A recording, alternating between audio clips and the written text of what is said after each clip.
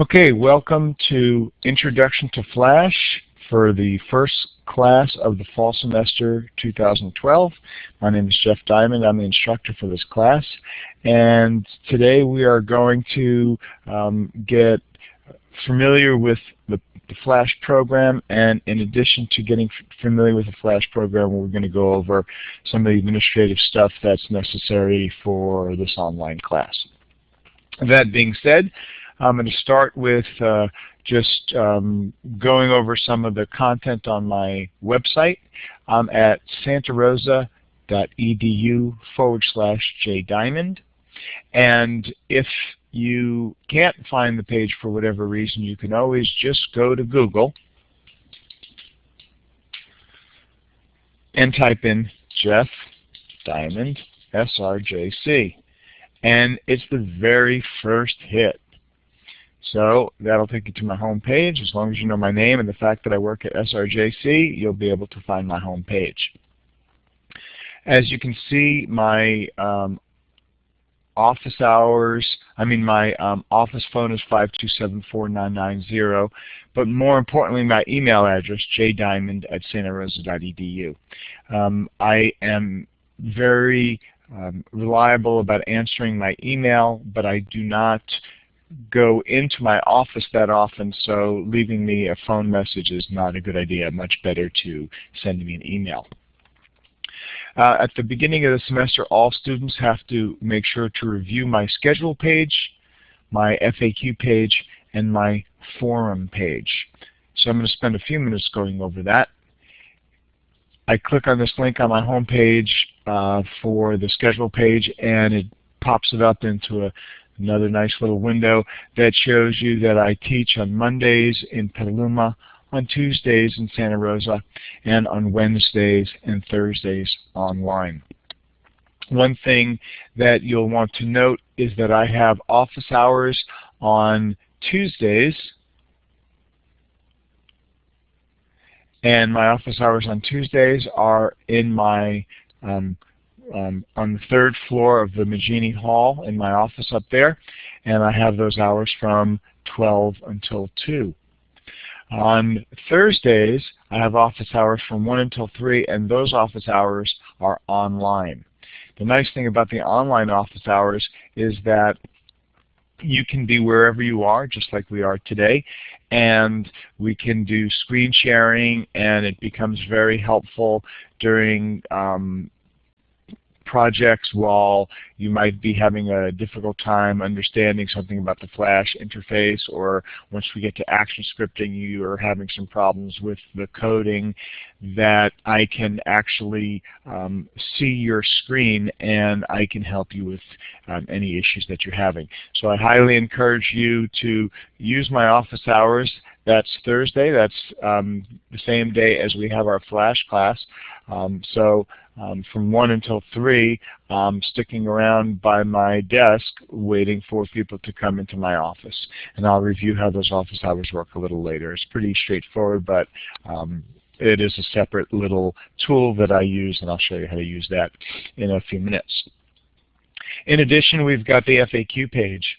And the FAQ page, where I click on that link, it opens up this little handy-dandy window.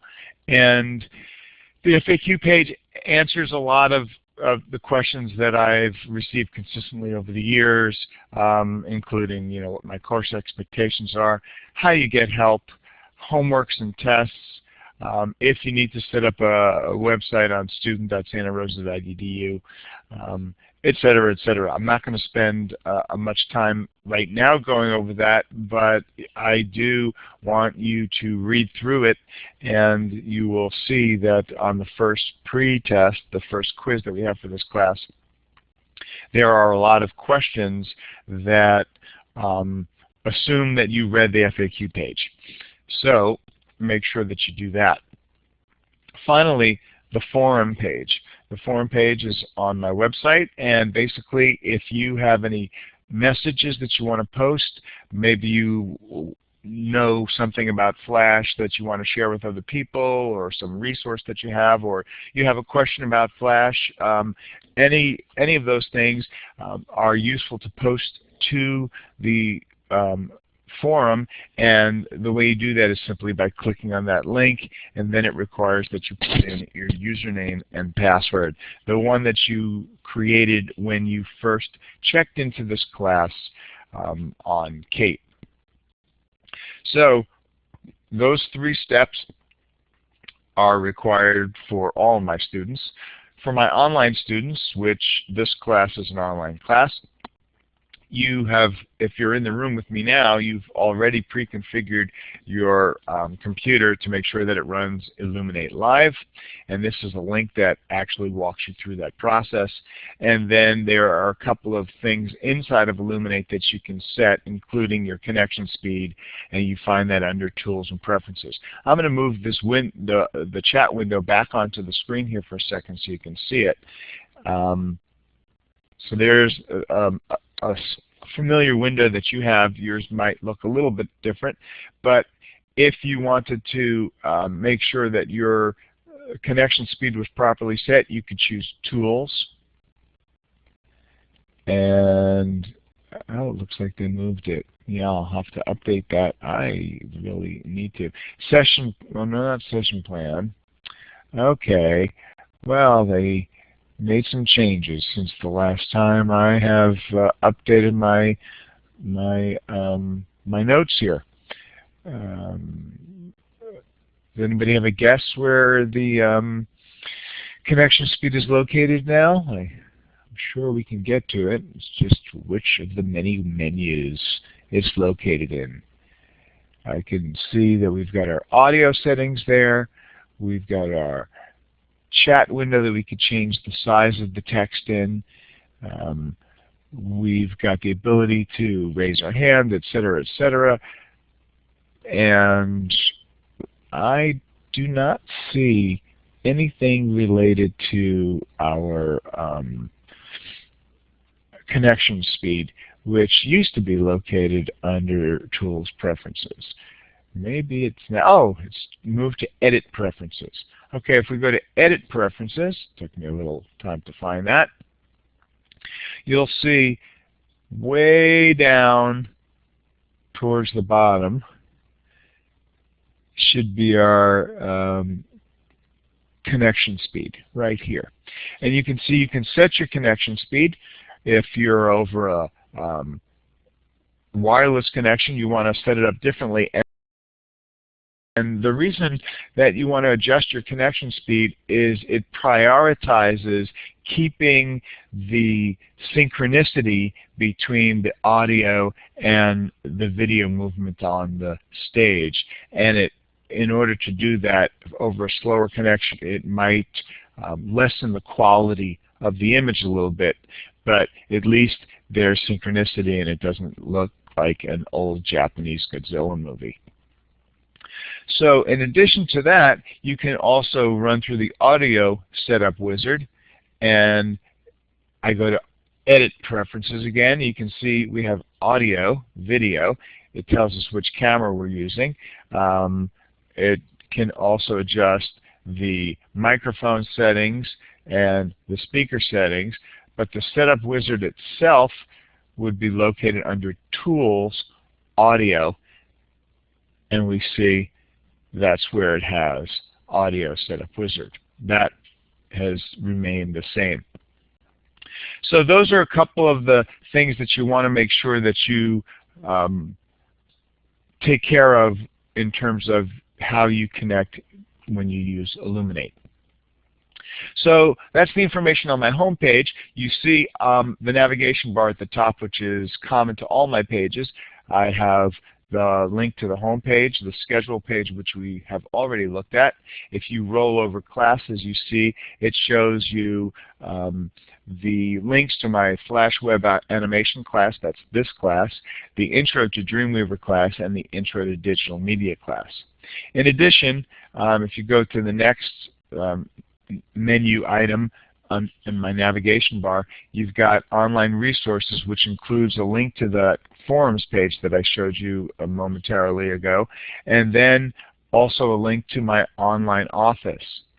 And as I said, I'm going to go over that online office with you specifically in a minute. It also has a link to the archives.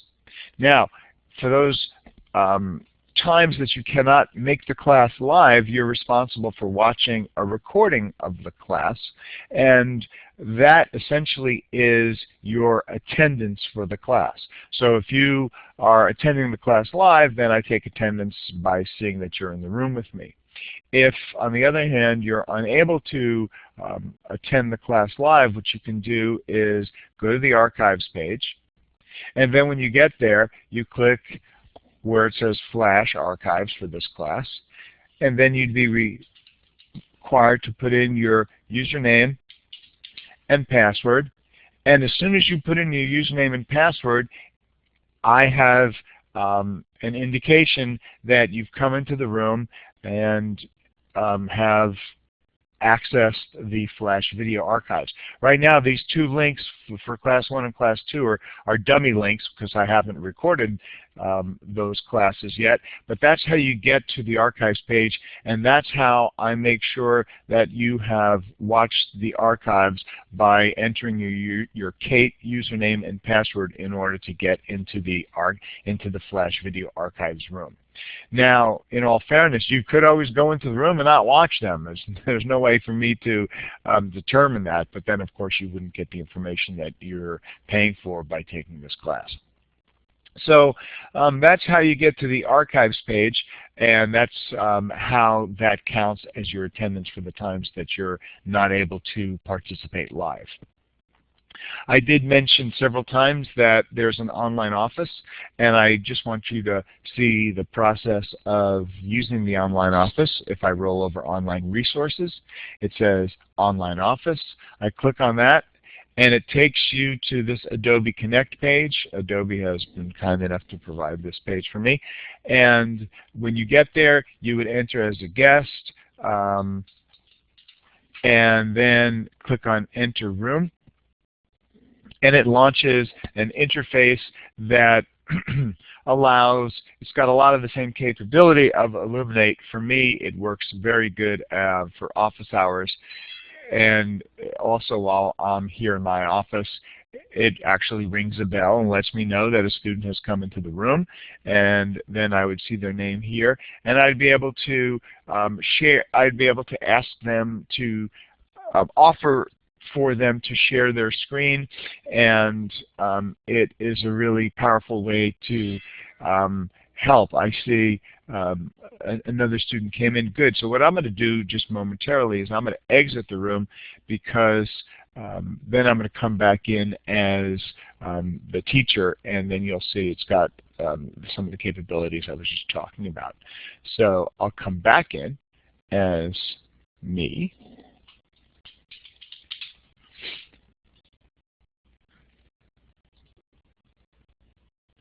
Oh, come on. I do know my username and password. There it goes.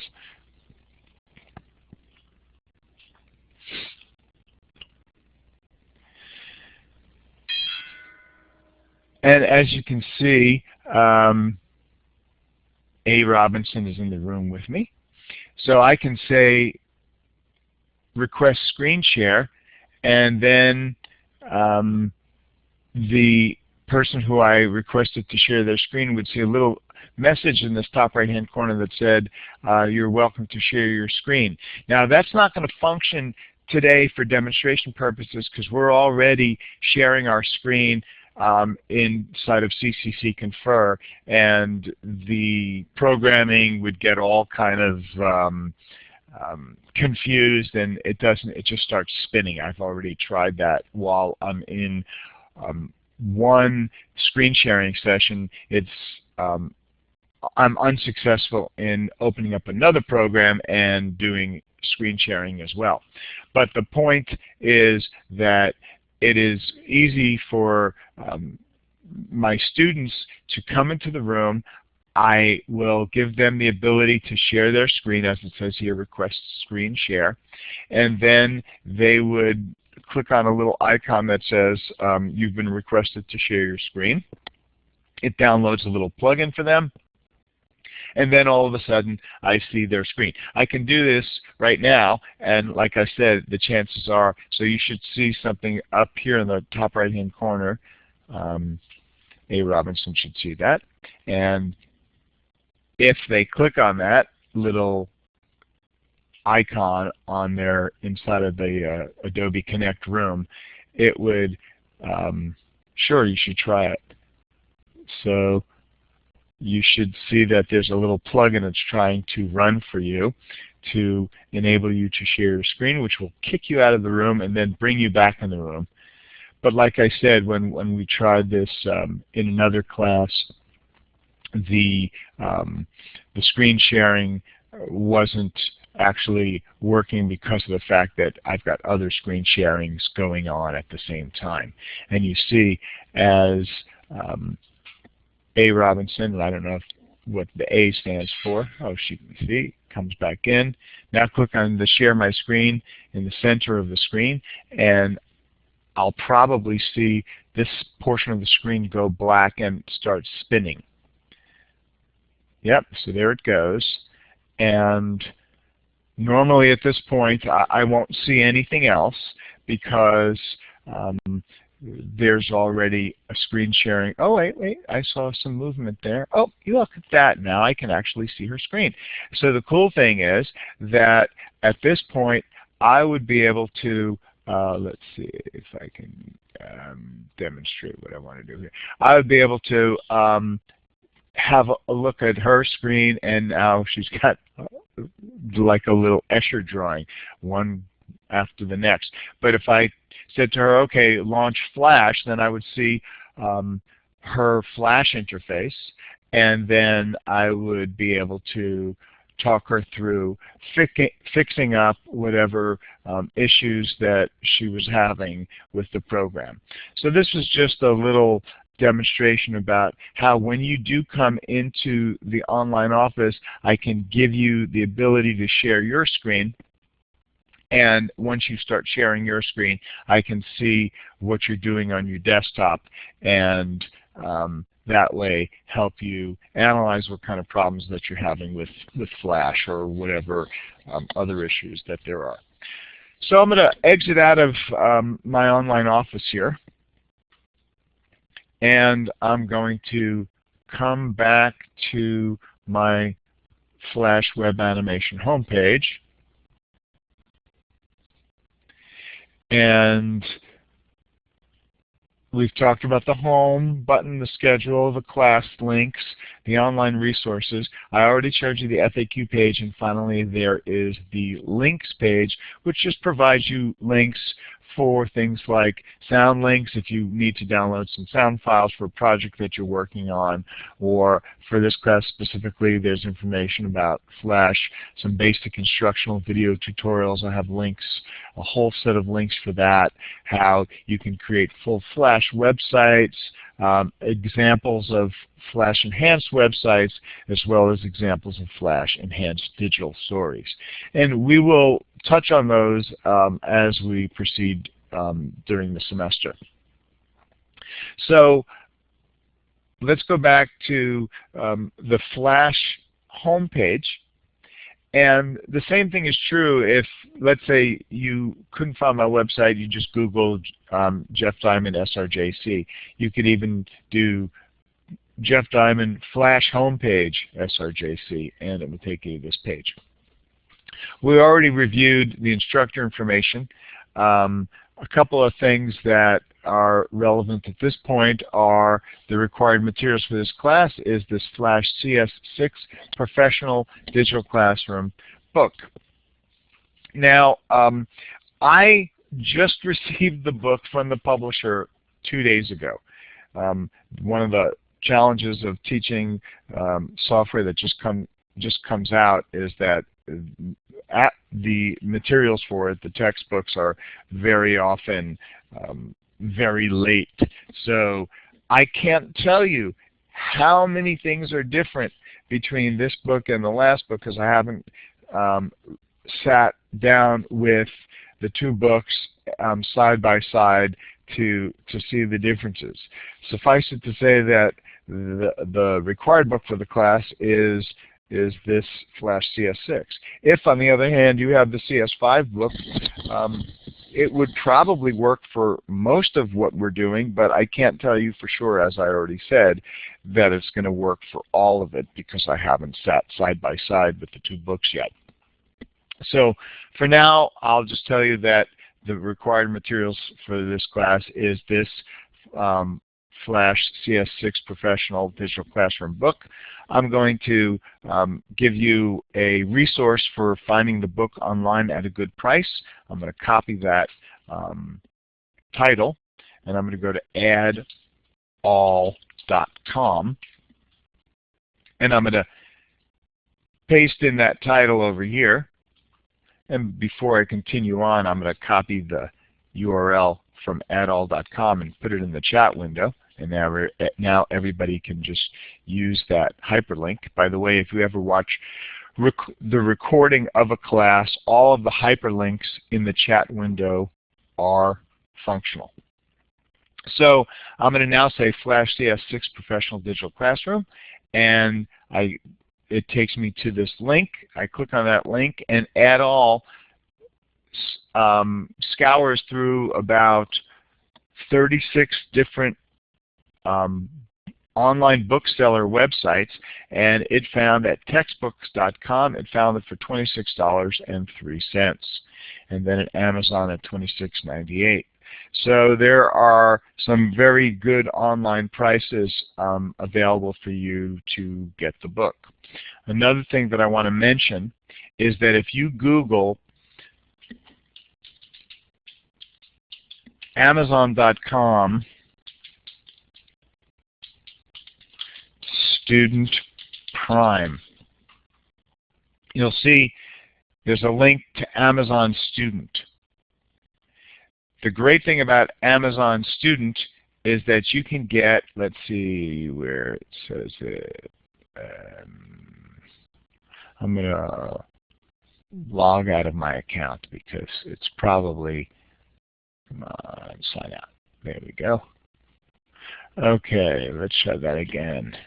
Amazon Student Prime. Okay. Okay, so let's see what we get here. Okay, there we go. Copy and paste. So Amazon Student is a great deal for students. It gives you free 2-day shipping for 6 months.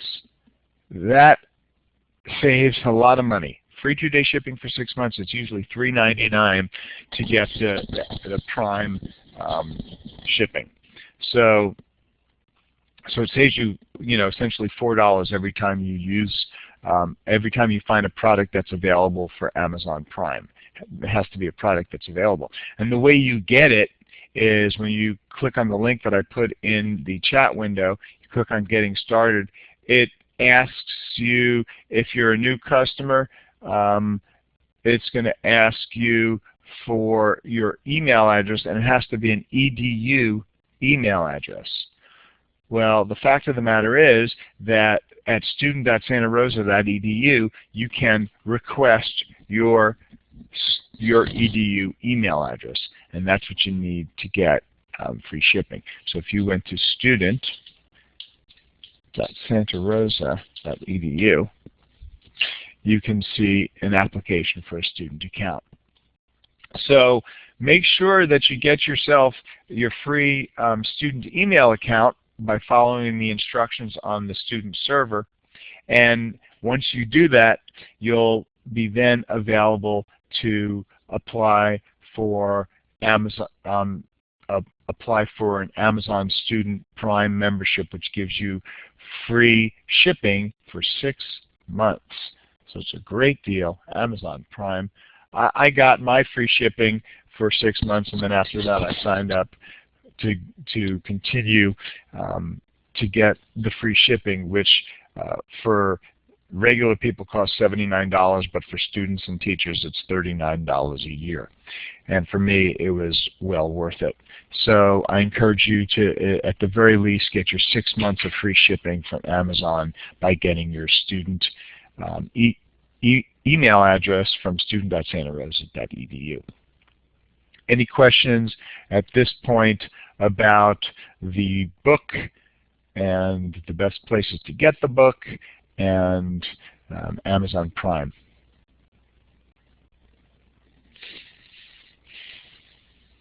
Okay, nobody's raising their hand or anything or typing in the chat window, so that means I guess you have no questions. One thing that you can always do if I say, does anybody have any questions, you can use your little icons above the chat window, like there's a little icon that shows a check mark. You can indicate no by choosing the X or yes by choosing the check. You can also raise your hand with the little raise hand icon next to it. And you can, yeah, I think you can.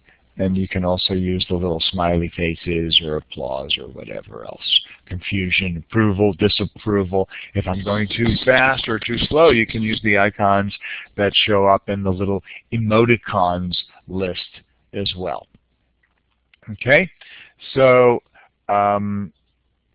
that, I wanted to make sure to say all that good stuff. And now we'll go on to talk about the software. So Flash CS6 is required for this class, and I'm going to talk to you momentarily about where to get it. Again, there are always people who ask, I use Flash CS5 for this class. There's always people who are asking about the prior version of the software. And the answer is, for probably 80 or 90% of all the assignments that we do, you would be able to use the prior version of the software. But for 10%, there's going to be some new features that are going to be incompatible with the prior version of the software. The other part of the equation there is when you try to open up certain files that are provided in the book, for example, they're going to be only, usually what they do is the book files or other files that I'm sharing are can only be opened by the latest version. Now, I make an effort to provide the prior version files as well, but I don't know if the book publisher makes that same effort. So, like I said, you can probably get away with using CS5 for most elements of the class, but for those that you can't, you'd have to find an alternative, such as going to one of the computer labs on either the Petaluma or Santa Rosa campus. The student version of just Flash is about $140. You can purchase Flash by using this link over here, and that takes you to, of course you can purchase it in the Santa Rosa Junior College bookstore, which is the very lowest price, but if they don't have the standalone versions, because sometimes they just sell the packages, you can go to the link that I provided, select your campus, and by going through this link you get actually a lower price than going directly to Journey Ed, which is where we just got sent to. So once you get there, you can then search for the file, the software that you're looking for. In this case, let's see, we're waiting for the web page to load. I clicked on Adobe Educational Discounts, and it's just spending some time spinning. So in this case, you can see that the Creative Suite, which includes like 8 different software packages, is $359, and just the Flash Professional is $139.95.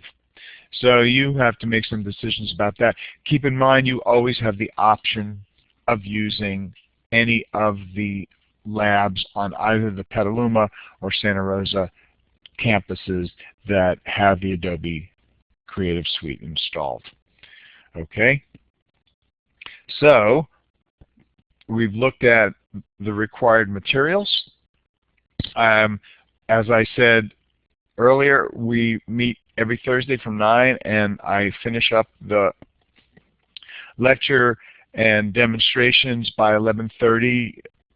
And people sometimes ask, well, wait a second, I thought it was a 3-hour class from 9 to 12. Well, technically you're supposed to get a 10-minute break every hour, and we kind of take our breaks, a minute or two here or there just to do a little stretching. So I feel that your 2.5 hours is what actual instructional time you're required to participate in for the class.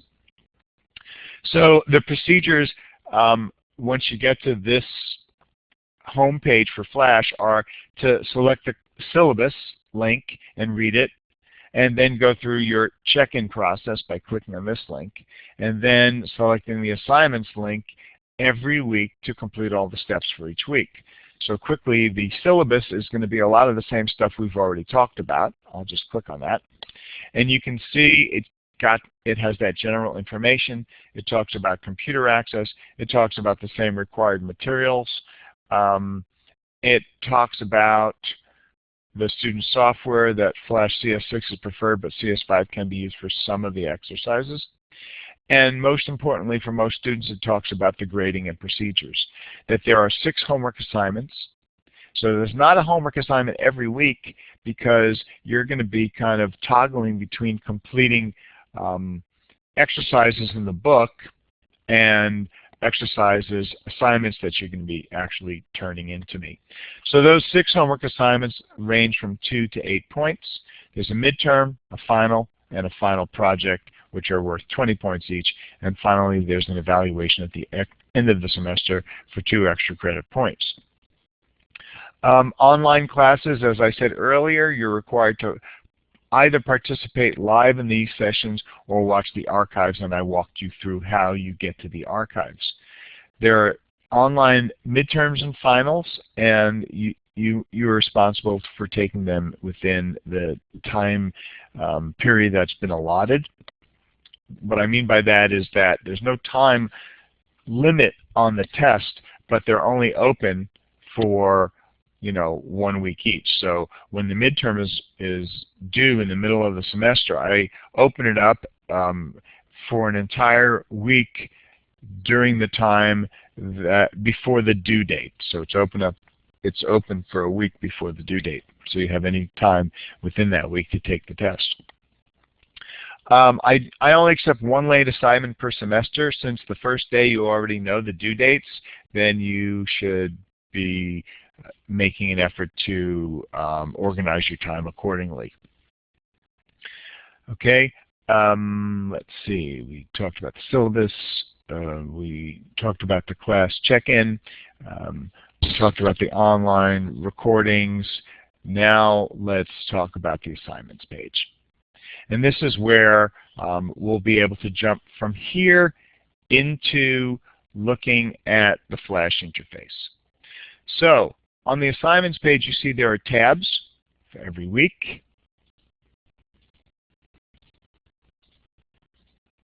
Etc. And basically, you'll see the homework, and you'll see the date that it's due, and it's due by midnight of the date that it shows here. So if this assignment is due August 30th, that means August 30th at 11:59, it is still on time.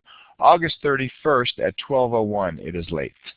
Okay, so that's just a little bit specific info for you there. And then next week is where you're going to be completing your first actual Flash file that you're going to be submitting to the Dropbox. I'll go over the details of that later, but suffice it to say, when you have checked into Kate for this class, this is one of the things this is one of the reasons that I have you check in, is so you can use the Dropbox, so you can use the forum, so you can check your grades online and take the online tests, etc. But back to our first week, you can see that the first week's assignment is to complete the check-in process and complete this class pretest. That's what you are going to be turning into me for this next week, is this class pretest. Also, what you're going to do on your own is read Lesson 1 and Lesson 14 of the textbook and complete the self-studies at the end of each chapter. These self-studies are for you only and do not need to be submitted. Now, it's very important, though, that you take them, though, because if you don't take them, then when it comes to the following week, when you see a specific Flash project due, you won't be able to do it, because the ability to complete that homework assignment is predicated on the fact that you did the self-studies from the book. You won't have the knowledge to do the homework assignment without having read the chapters that I've assigned and completing the self-studies. Does that make sense?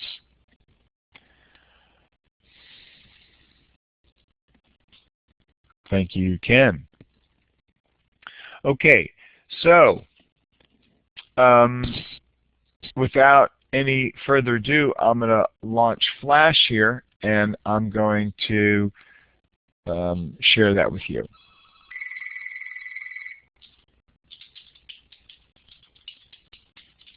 Okay, I'm putting a little marker into my recording, which will serve as a table of contents, and you'll see that later on when I review archives with you. So now I'm going to close my web page, and I'm going to open up Flash.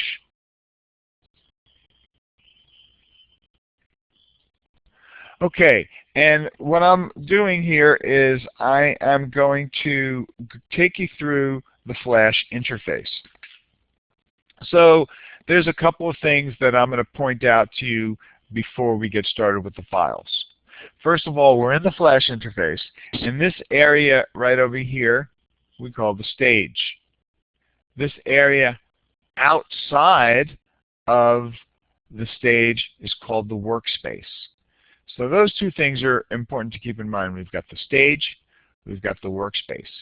In order to make any adjustments to the stage and the workspace, we would work with the Properties panel. And I'll get to that in a second. But we've got the stage, we've got the workspace, we've got the timeline below, and we'll talk about that in great detail.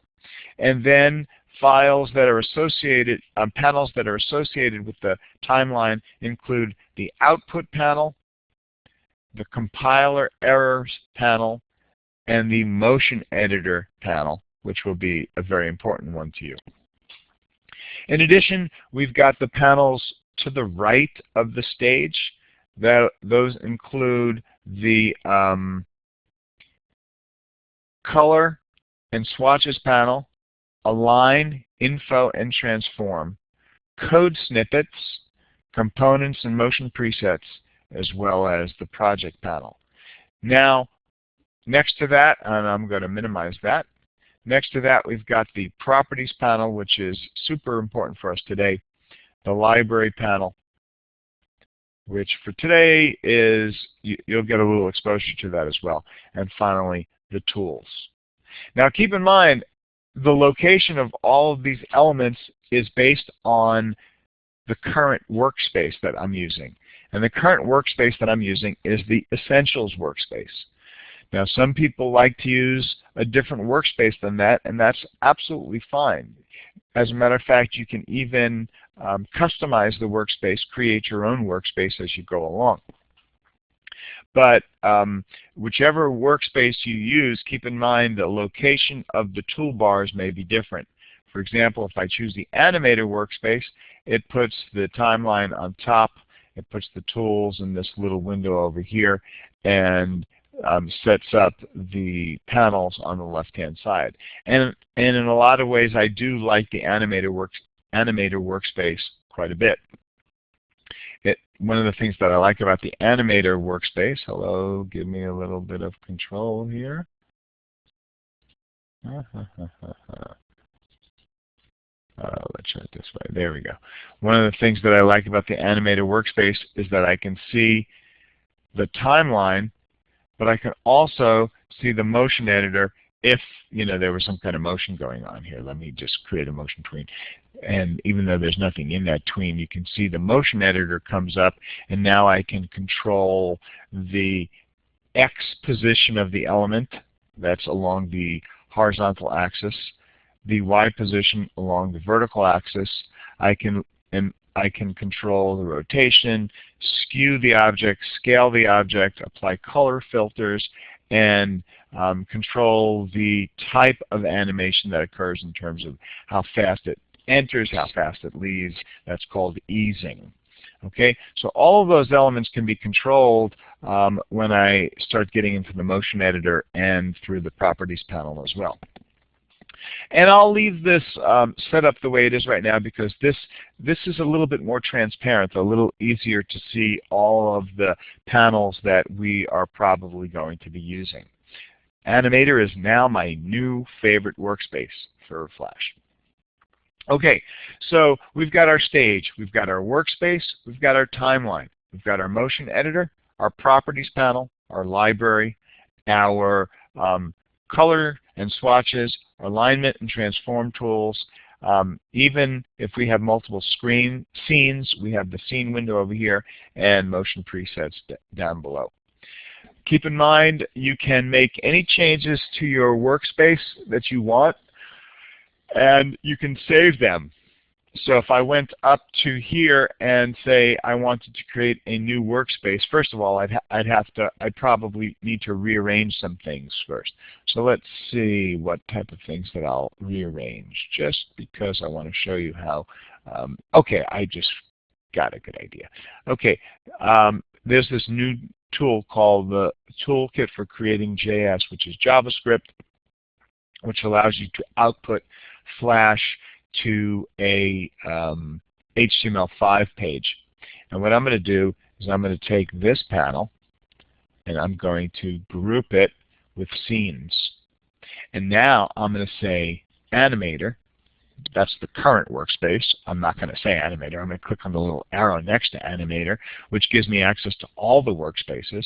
And I'm going to say New Workspace, and I'm going to say Jeff's Default. Okay, I click on OK, and now if I went to the Classic Workspace, I can see that. If I went to the Animator Workspace, I can see that. And if I went to, now watch right over here where it says Scene, if I went to Jeff's Default, it adds that new panel next to Scene, so this is my new workspace. Okay, Caroline asked a question, was the turtle created in Flash or Illustrator? Great question. And the answer is it was created in Flash, and I'm going to walk you through that in just a couple of minutes. So we're familiar with the interface. The one thing I didn't go over with you about this interface are the tools. So I'm going to spend a couple of minutes going over the tools, and after I go over the tools, I'll talk to you a little about the Flash file types.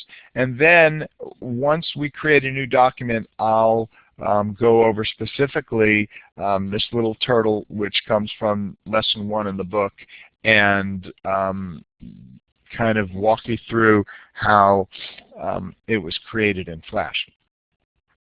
So let's take a look at these tools. As I said, we've got the selection tool. When you select the selection tool, it will select any object, and the properties panel tells you information about that object. So I select this turtle, and I see in the properties panel, this is called a graphic. And what that means in the world of Flash, it means that it is a symbol. And those people who are familiar with Illustrator know that symbols are kind of prepackaged elements inside of Illustrator that you can use, whether it's the clover or whether it's the gosh, there's just so many different shapes and symbols inside of Illustrator. It's similar in that regard that it is something that travels as a discrete element within Flash, but in the case of Flash, that's different. A symbol is only specific to a file, it's not like part of the program. So this turtle is not like built in someplace as a preset drawing element inside of Flash. Instead, it's a collection of shapes that were put together and packaged as a symbol for this Flash file only. That doesn't mean you can't get to it from other, you can't get to it, and that doesn't mean you can't create a whole set of, drawings and assets that you get to from other Flash files. You can definitely do that. But what I'm trying to share with you is that for our purposes here in learning about the Flash interface, when you create an element that's comprised of a variety of shapes and package it together, that's what is the definition of a symbol. The Properties panel also tells you the position of this symbol along the x-axis, that's the horizontal axis, and the y-axis, that's the vertical axis. And it starts in this top left-hand corner right over there. That's 0, 0. So we can see this stage is 650 pixels wide and 225 pixels in height. So this turtle is at 503 along the x-axis, and that's according to this little white dot in the center. That's its registration point. I'm going to bring up the ruler so you can just get a little more specific view of that. So we can see, and if I drag a, what do we call it, a tab from, a guide from the ruler, you'll see that if I drag that right to there, that's at 503. And if I drag a guide down from the top ruler, that would be at 69.55. So it's that center point in this object that's giving us the position according to the Properties panel. The width of the object and the height of the object is based on the box constraining the turtle. Okay? Now, you'll see that I can also make changes to the appearance of that element within the Properties panel right over here where it says Color Effect. So, for example, if I wanted to change the tint, I can do that.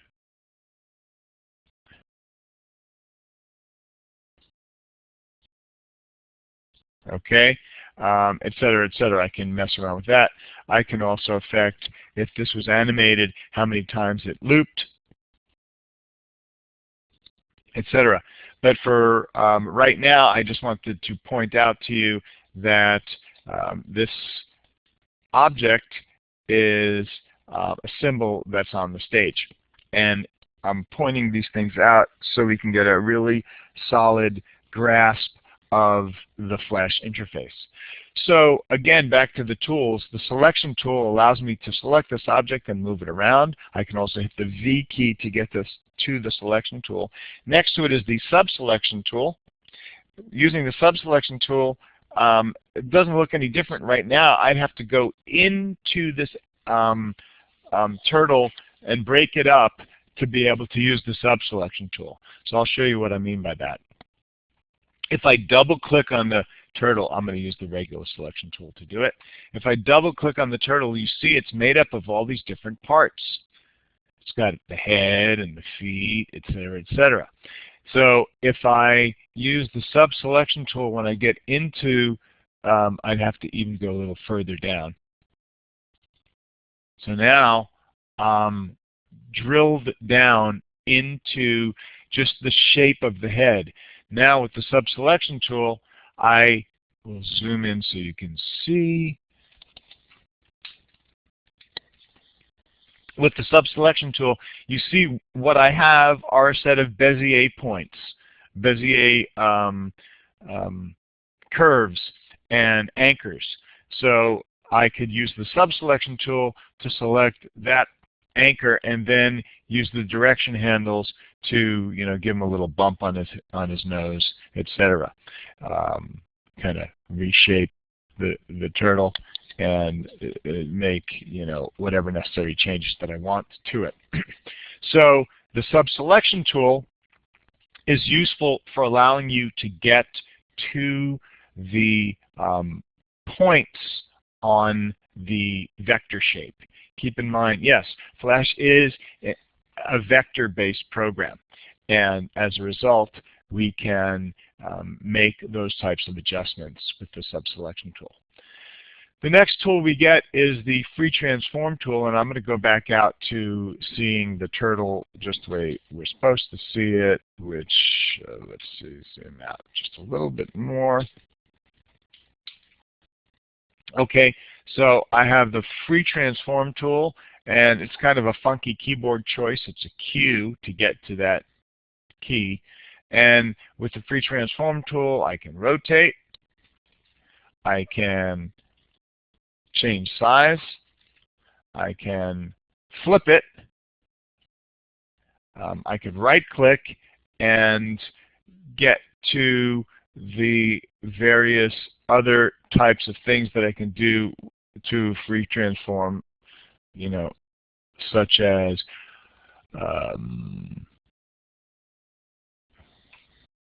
usually it gives me the opportunity to skew and reflect and do all that kind of stuff right over here, but it looks like I'd just be doing that by using the arrow handles. I can flip it upside down. I already showed you I can rotate it. I can skew it by going to the corners and resize it as I already showed you. So the free transform tool is very useful to make some quick changes. This next tool is the 3D rotation tool. Later in the semester we're going to get into doing 3D rotation, and there are several things that are important to know about 3D rotation. It's a new tool that came into Flash CS 4 or 5, so if you're setting up a file to publish as an older version of Flash, you're not going to be able to use that tool. That's why this dialog box popped up and said you have to change your publish settings in order to use the 3D transform tool. So I go here and I'll change my publish settings to support a higher version of Flash, and now I can do things with the 3D rotation tool. The only problem is that 3D rotation tool does not work for graphic symbols. It does work for a different type of symbol, and we'll get into all that stuff. But just to show you how that 3D rotation tool works, now as you can see, I can rotate it in such a way that it makes it more realistic in terms of any type of animation. So the 3D rotation tool is a very powerful tool that we'll get to use later on in the semester. Keep in mind there are different symbol types that we're going to be exposed to, and not all symbols can use the 3D rotation tool. So I'm going to go back. We've got the lasso tool, which allows me to select a portion of an object. Then we've got the pen tool, which allows me to create, lines and shapes, just like we saw with the turtle, right? And then I would be able to go back to the sub-selection tool and make the changes to that. And of course, if I wanted to fill that, I could select the object and then go to the,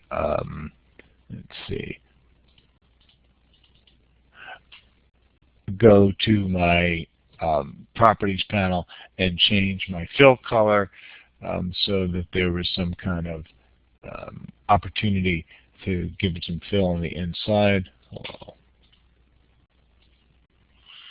What is going on with this right now? Oh, because it's on some layer that I don't want it to be on. So let me just put it on another layer for a second here. So now I could go in here and I could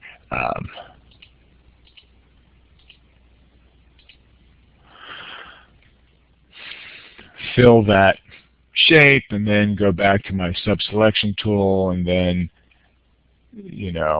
find my little Bezier curves and make changes to that Bezier shape.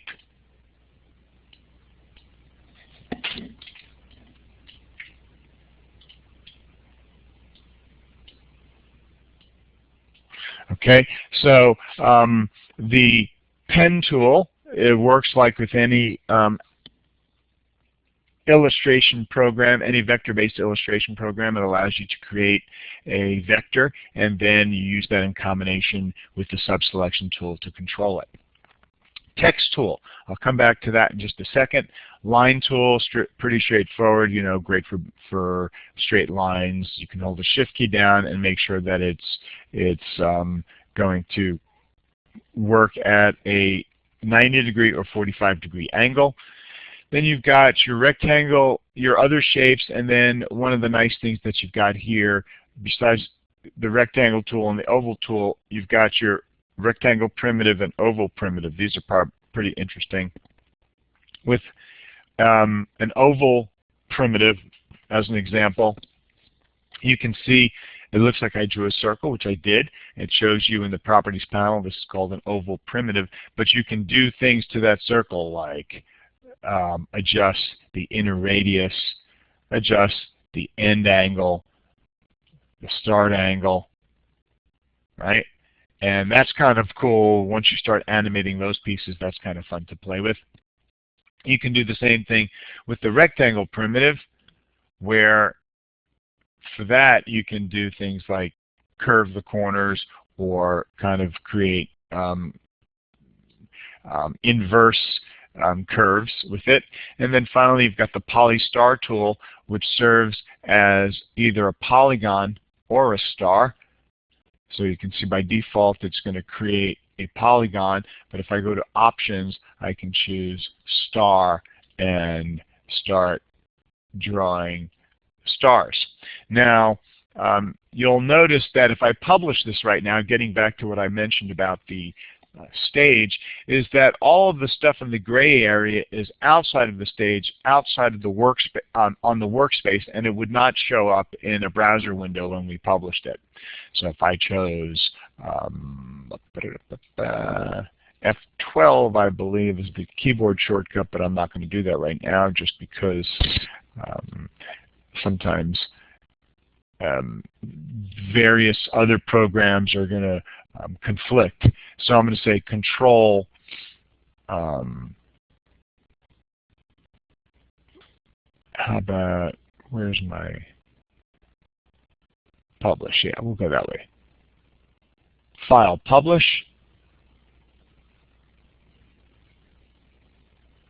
And it should have launched.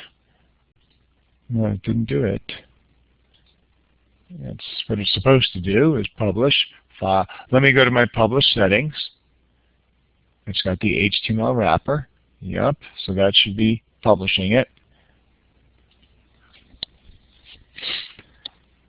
And I'm not seeing any publishing. Well, that's kind of surprising, but I can do this a different way.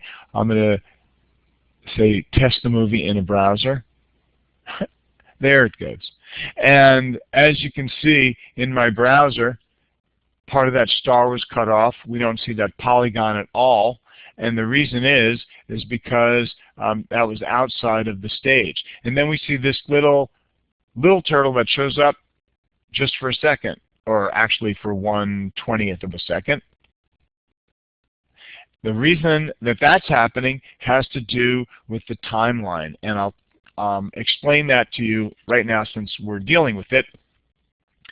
And these topics that I'm bringing up today as we're first being exposed to Flash, I'm giving you a big overview, and I'm not giving you all of the details about the specifics, but I want to let you know about the concepts. So since Flash is a time-based vector drawing program, there's the timeline that essentially slices up our animation into slices of time.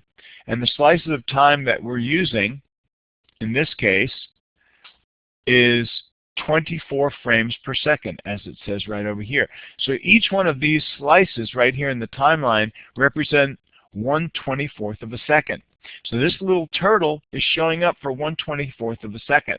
And that's why when I publish this, he keeps on disappearing, because he stays there for 1/24th of a second, then he disappears for all of these 24ths, which is essentially 2.5 seconds, and then he comes back. So every 2.5 seconds, he reappears. Okay? And that's because there's only one frame out of all of these 60 frames, which represent 2.5 seconds of actual time. There's only one frame where that little turtle is there. Okay? So I'm kind of jumping around a little bit, but it's all in relationship to understanding the interface and kind of walking you through the tools. And in this piece, how we got to this little turtle only showing up for 1/24th of a second and how it related to the timeline was related to how when we publish certain elements are off the stage, they're in the workspace, and thus they don't appear in the browser. And then once we were in the browser, it's running the animation. That's a 2.5 second animation, which is why this little turtle shows up for 1/60th of that entire 2.5 second animation, which represent 1/24th of a second. Does that make sense? It's a lot of kind of conceptual stuff, but this is the big picture. Thank you. This is the big picture of how it works. Is 24 frames per second standard with video in general? Great question. No, actually, there isn't any. There's a different standard in video for different things. So television standard is 30.97 frames a second. Old films that, films that you see at a movie that are still shot on film, those are shot at 22 frames per second. Web-based animations vary depending upon the content of them, but they vary from usually 15 on the low end to 24 on the high end frames per second.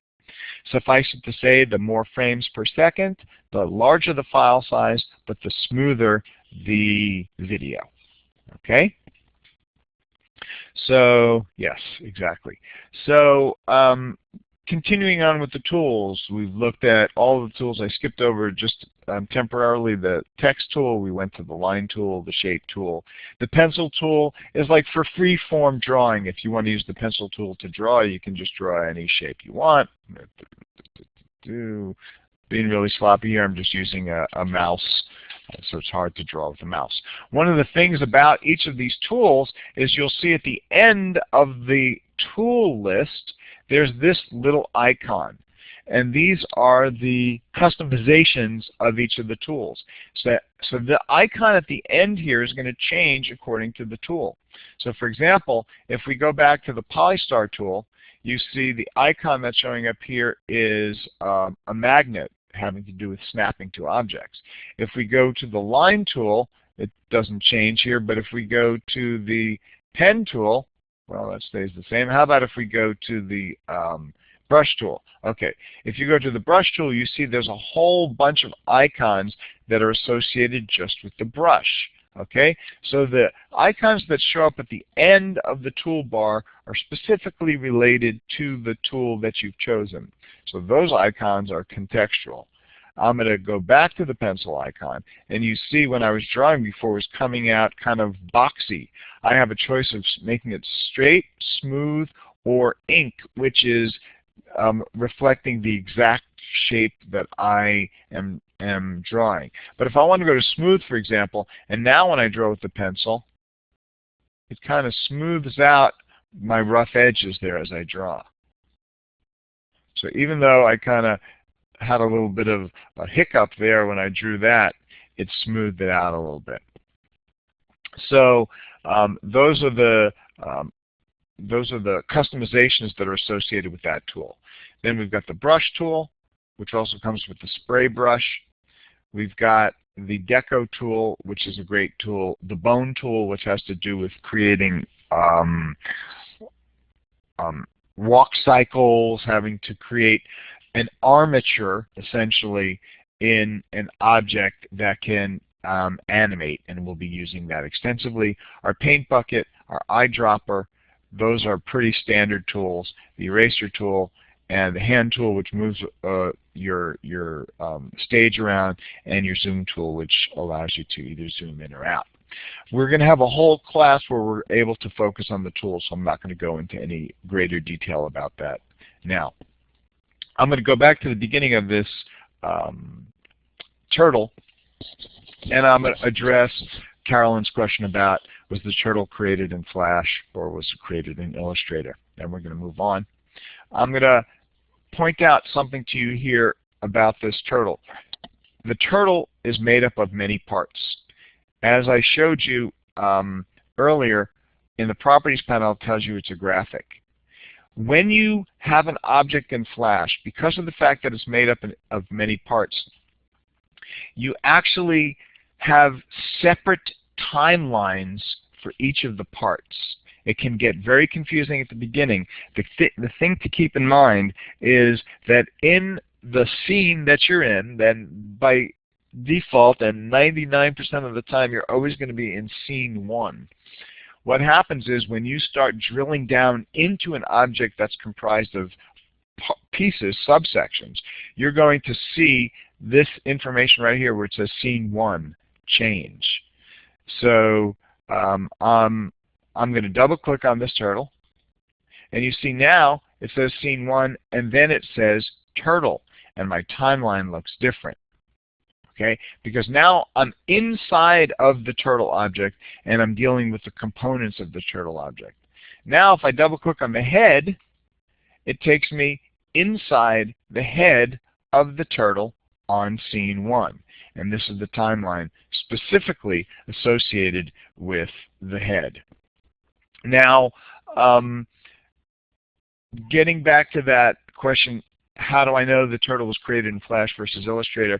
Well, this is what's called a simple shape. In the Properties panel, we see it's a shape. It's got a color, a fill color of green, and it doesn't have any stroke at all. So if I zoom in a little bit, we see that this shape is simply green with a little darker green dot inside of it. Okay, and this is where it gets kind of interesting. Now I can use my selection tool. If I deselect the head, I can use the selection tool to actually adjust the turtle, move him if I wanted to, but maybe make his face do some weird things. There's some really interesting kind of this is a part of Flash that's different than any other program. When you're in the shape of the object, then your selection tool allows you to bend. If you had corners, it will allow you to adjust the corners. If you simply select the object, it allows you to move the object. So there are some really interesting features that you can access when you're drilled down into a shape. Okay, if I wanted to go back to, and notice I can't do anything to the other portions of the turtle unless I start clicking, and now outside of the head, I can now see there are other parts of the body that I can be dealing with. So if I went back to scene 1, then it becomes one object again. And these concepts, we're going to dive very deeply into them over the course of the semester. Now, in terms of Carolyn's question, in terms of how I got back to the very beginning of this file, I just used the Control or Command Z key to go all the way back. Flash does have a history panel somewhere in here, but I've never used it because, oh, there it is. I've never used it because I find that the process of stepping back is really, really easy. Just Control Z. You don't have to do like in Photoshop where you have to hold the Alt key or anything like that down. So yeah, I can go all the way back to the beginning. I can go to any place along my process, right? And I can just do that by sliding this little slider back, right? So that's how the history panel works. And that's how I know the way that this is created in Flash, because it's just simply a set of shapes that was put together. As a matter of fact, I'll zoom out a little bit, and I'm going to double click on this turtle until I show you that, yep, there's the head, there's the foot, there's another foot, there's the tail, and there's the body. And each one of these is a different shape, and I can start now customizing them if I wanted to. So if I wanted to, I don't know, make his feet more foot-like, I would probably go in here and get a brush, and I would find a nice, almost close to white. Let's go up like that, and now I can zoom in a little bit on that foot.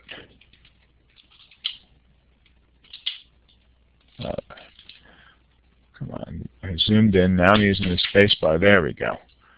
It wasn't responding. And now I can get to my brush and make the brush a little bigger. I can't use the brackets like I would inside of Photoshop. I don't know why they haven't done that, but you know, I can go in there and adjust the foot like that. And notice both feet got that adjustment. Why? Because this is one object that was saved into my library, and now it's like a master copy. I was able to make some adjustments to that. I'm going to zoom out a little bit. Now I can go back here and bring that foot back. I'll hit the V key to select the selection tool. And now I brought my feet back, and they look a little more footish as far as I'm concerned.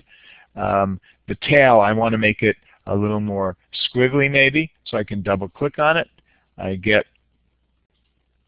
Once I double click on it, then I've got to where that shape is. If I want to make it more squiggly, I could kind of, you know, make some adjustments here just by clicking and dragging. Okay, and then selecting it and putting it back in place. And then the head, maybe I want to make him smile.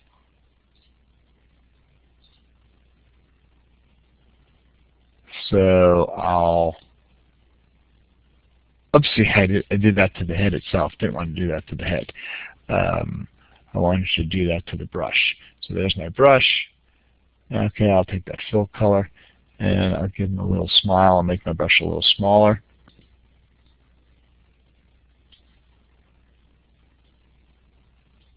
Give him a little lipstick. Okay, go back out to the turtle. Select the Move tool. Move the head back in place. And actually, I want to move the head down so I can right-click on it and send backward. Okay, so now there's my object. It's changed a little bit because I made some adjustments to the parts, and the master now looks different. Are there layers? I'm thinking about how these pieces are stacked. Great question. Well, all of these pieces are shapes. And shapes are the very basic building block of Flash. By default, when you create shapes on the stage, they're all going to be on one layer. Right now, they're all on this big turtle layer. As you can see right here, there's my big turtle. Now he's gone.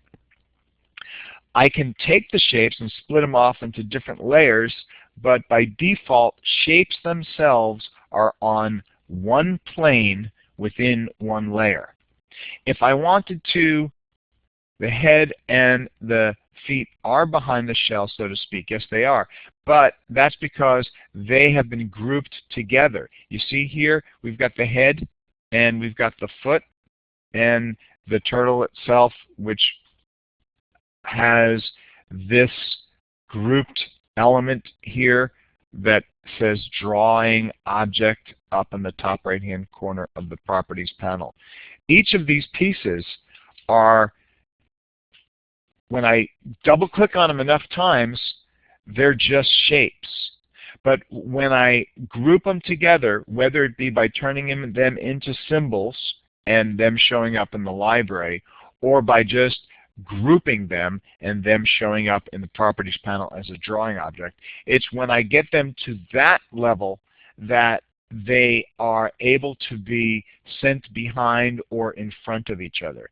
If they were just shapes, and I'll show you what I mean in a second right now. If they were just shapes, and I'm going to break these things apart so they're just shapes.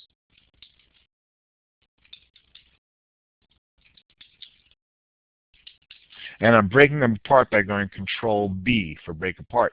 Now, they're actually, it's all one shape, and they're all going to be on the same level, and I can't really choose arrange, send back and forth. There's no arrange here, because once they're shapes, just blobs of vector shape, once they're turned into shapes, they're no longer grouped objects. They cannot be arranged by being sent in front of or and behind each other. It's when we group them or create them in a way that they're already kind of pre-grouped that you have the ability to now arrange send to back.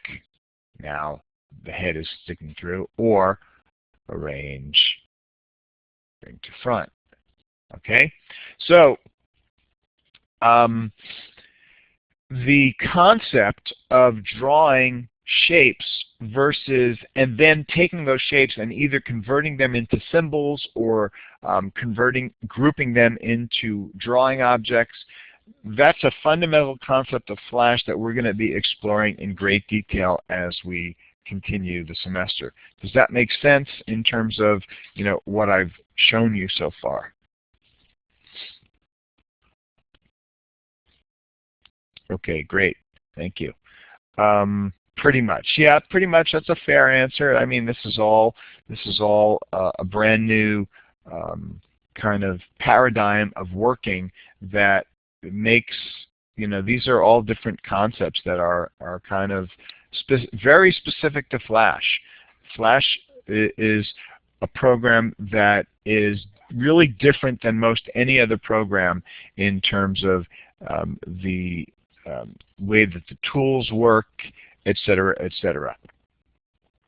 Okay, so I'm back on my stage, and I double-clicked on the hand to fill this portion of my screen with the entire stage. If I wanted to see the actual size, I'd double-click on the zoom tool. That's nice that that's the same as many of the other Adobe programs, where double-clicking on the zoom gives us 100% and double-clicking on the hand gives us fill the current workspace that we can fill.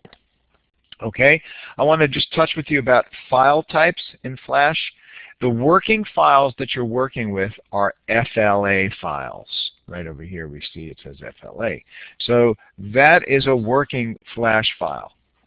I'm going to make this a little bit bigger.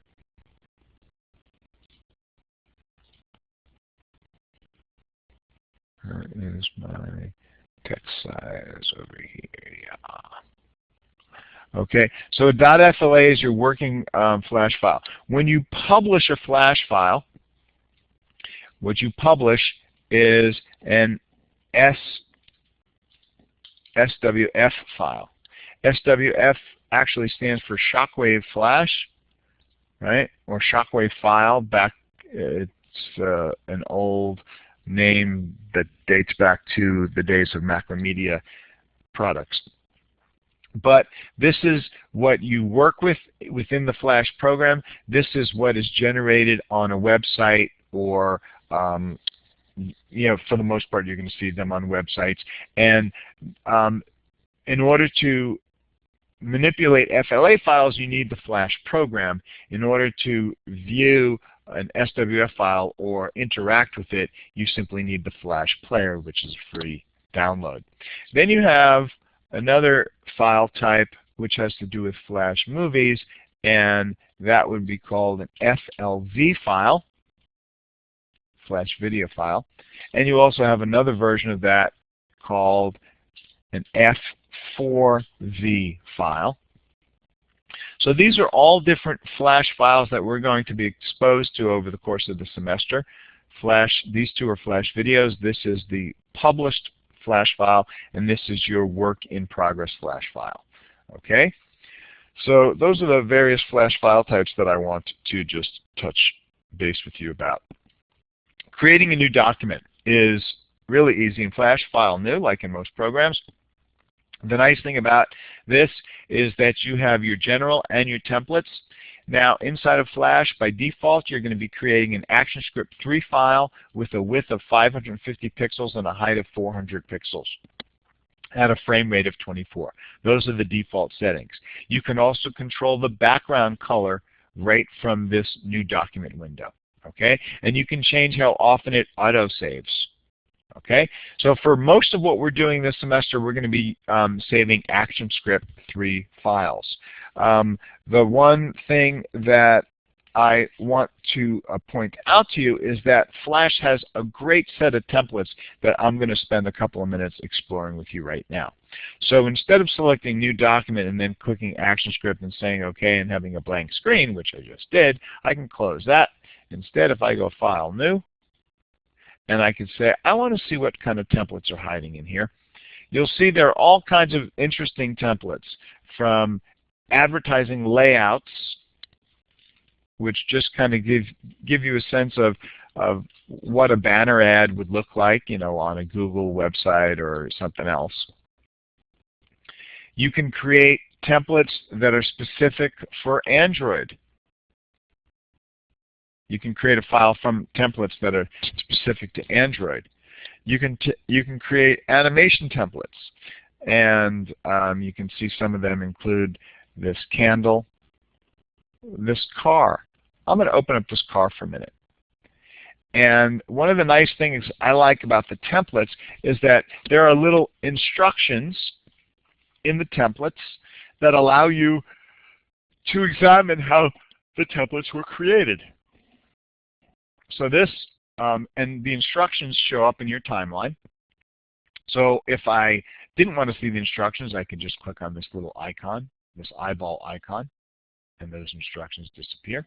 But if I want to see the instructions and see what is going on inside of this kind of template start file, I would just read that it says double-click the car movie clip to examine the tweens. So I double-click it.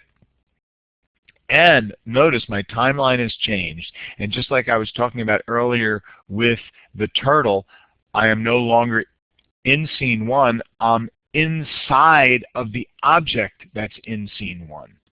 Okay? And then it says open the motion editor and click each tween to examine the tween.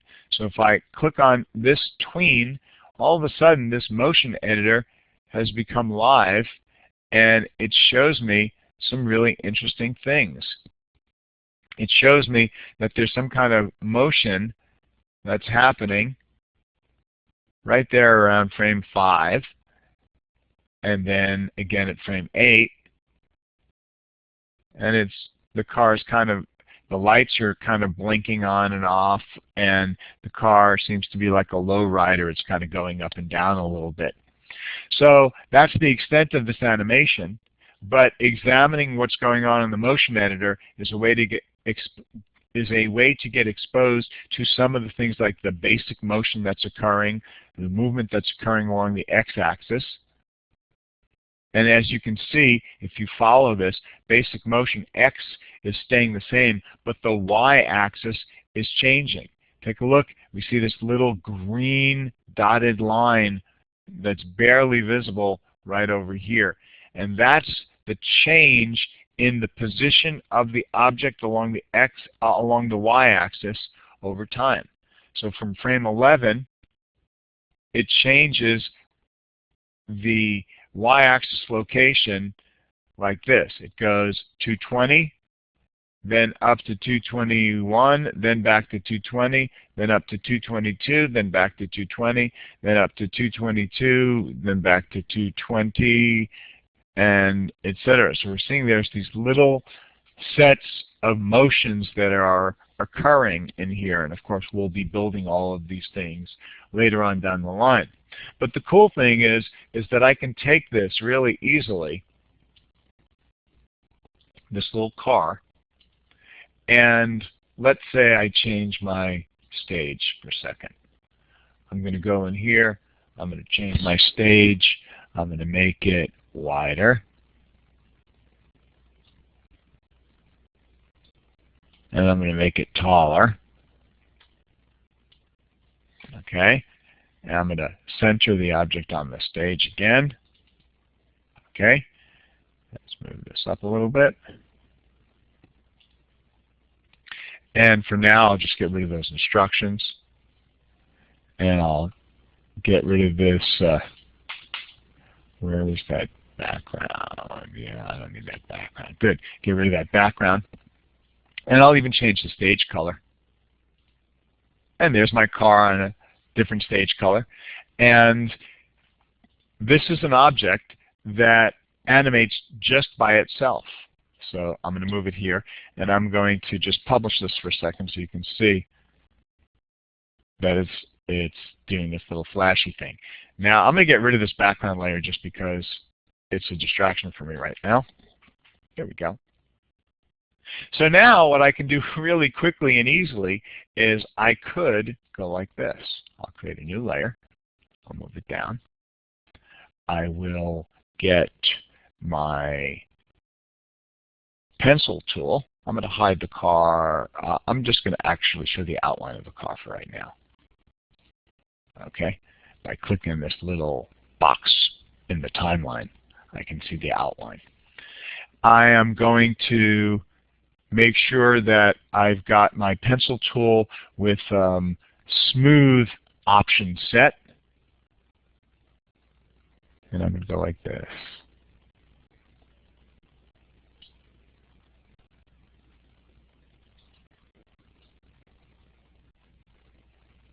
Well, actually, I'm going to undo that piece. I'm going to take this tool, this whole piece. I'm going to hold the Alt key down and make a copy of it. And then make it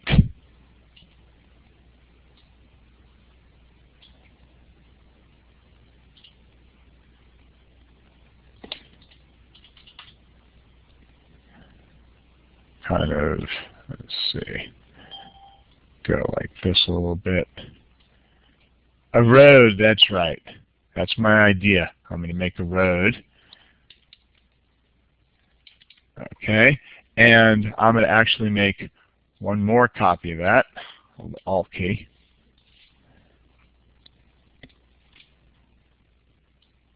For now, I'm going to put it over there.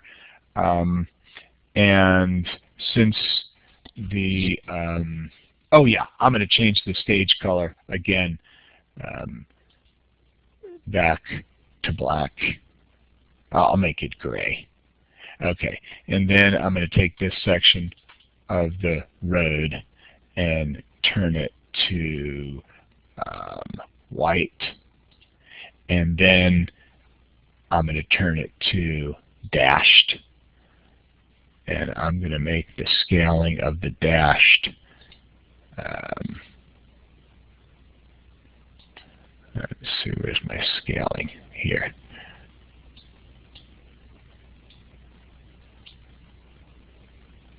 Spacing there. Okay, click on OK, and then I'm going to move that. Where are we?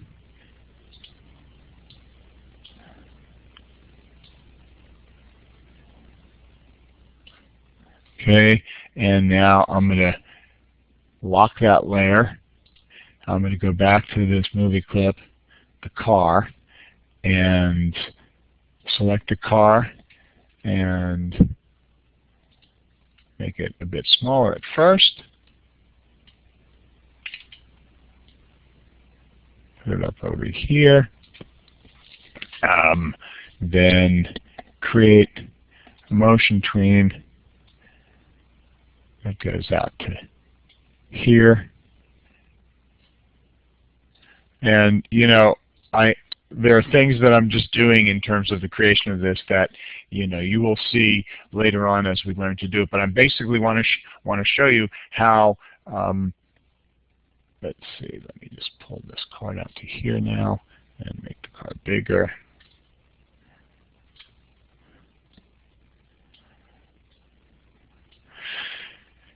And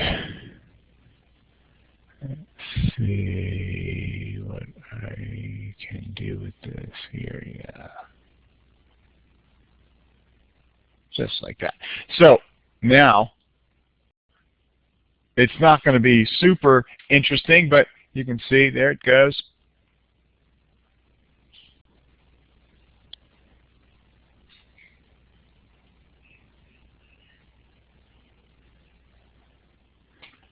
So with just a couple of clicks of this and that, I created myself a little road. I took that car, and it's already pre-built, right? It comes as one of the Flash template files. And I kind of took that little pre-built file and built a little road and then created a little bit of a motion tween. These are things, like I said, that we'll be talking about in great detail over the course of the semester. But it was pretty easy for me to just take that pre-built object and end up putting together something that has at least a few seconds of entertainment value, and it's good for chuckles. Okay?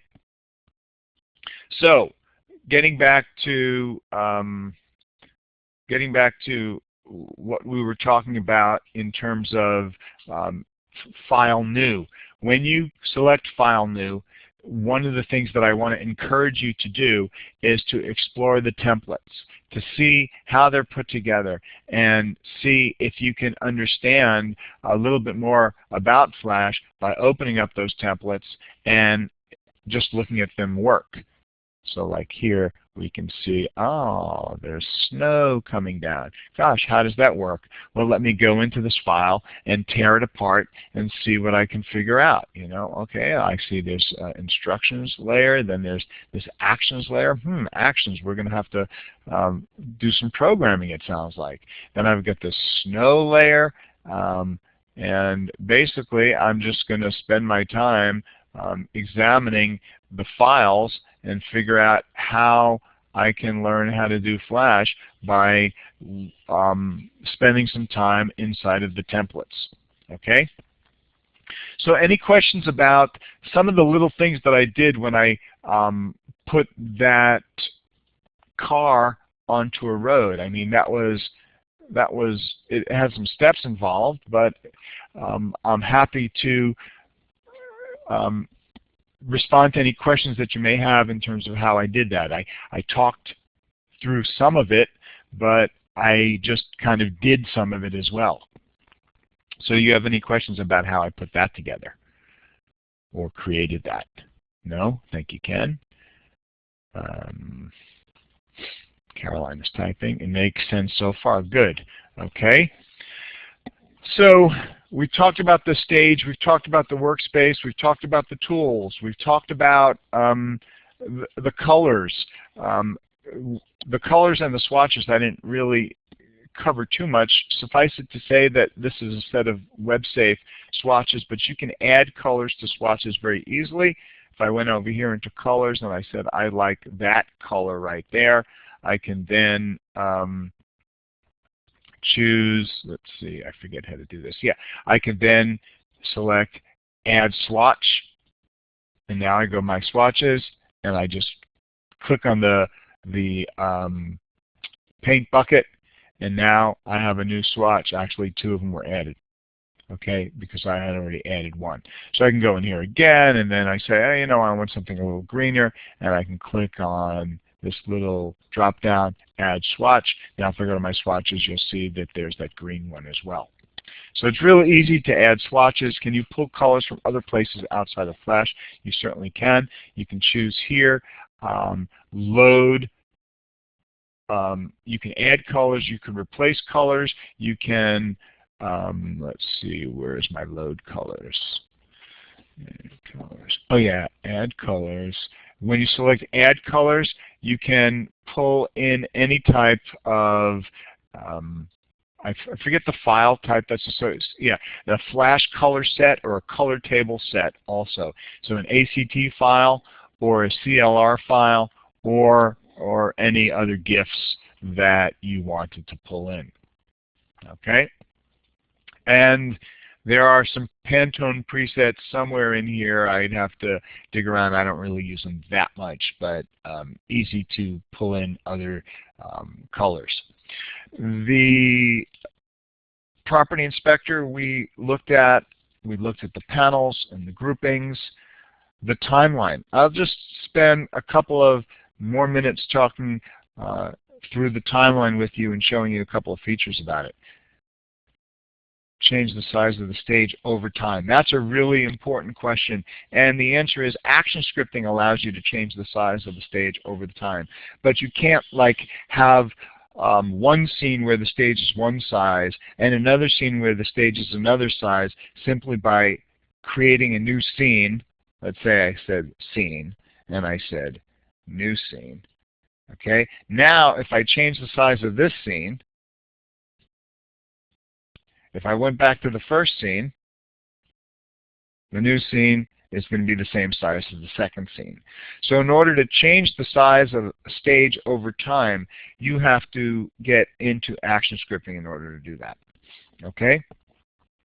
And Jose, did I answer the question about how you pull colors from places other than Flash? I thought I did when I went add colors, and then it brings up this import color swatch dialog box.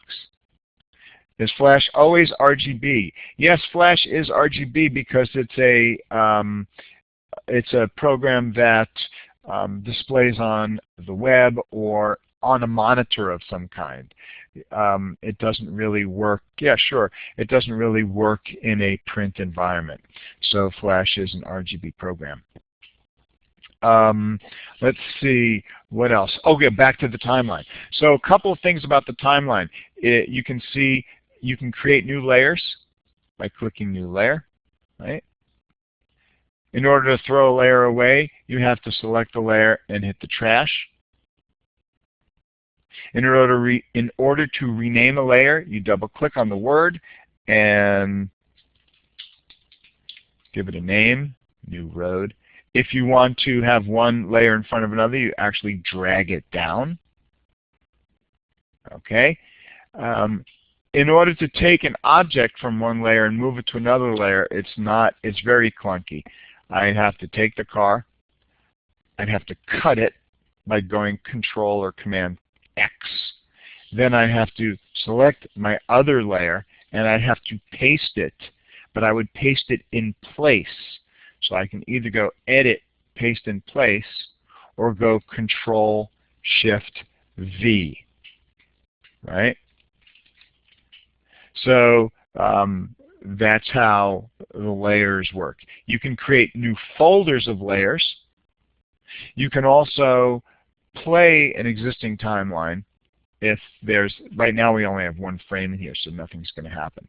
But if I wanted to have an animation occur, then I would see, as I showed you before, a lot more frames. And then I'd hit the play button and the animation would run.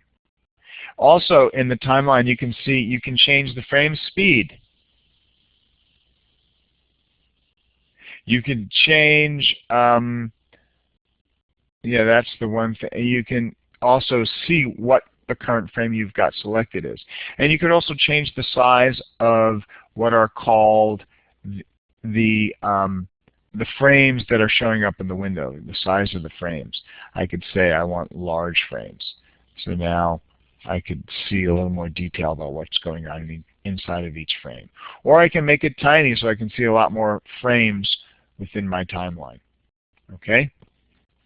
So those are some of the elements of the timeline that I wanted to show you now. There's a lot more in the timeline that you're going to be exposed to. I'll tell you one more thing about the timeline, since I do want you to be aware of it. And this is from your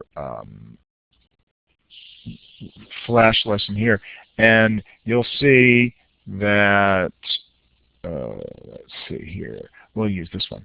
You'll see in chapter 1, where you're making the turtle move, the way it's done is, I'm going to actually show you that right now. Let me just do that right this very moment. Let me remove frames. Okay. Let's see. Where's my turtle? Okay, I'm going to put this turtle back on this first frame right over here. I have to actually insert a frame and then put the turtle there. So now I've got big turtle and little turtle.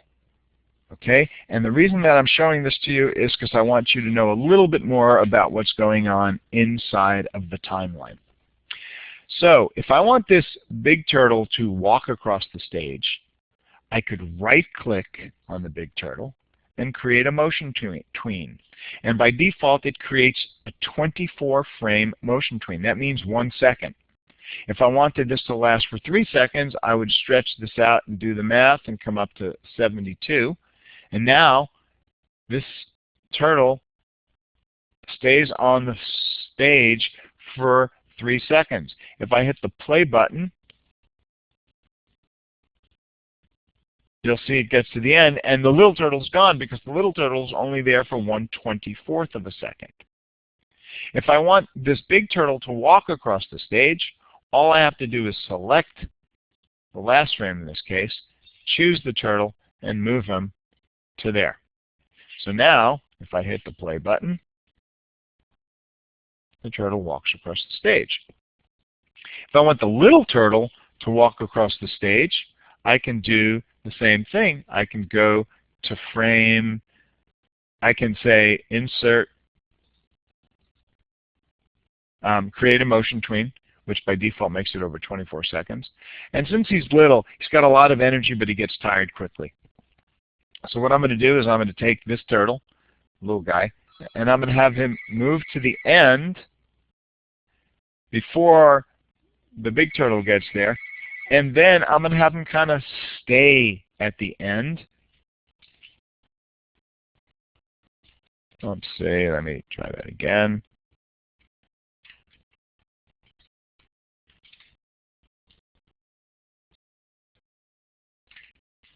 Okay, so notice what I just did here. I'll hit the play button.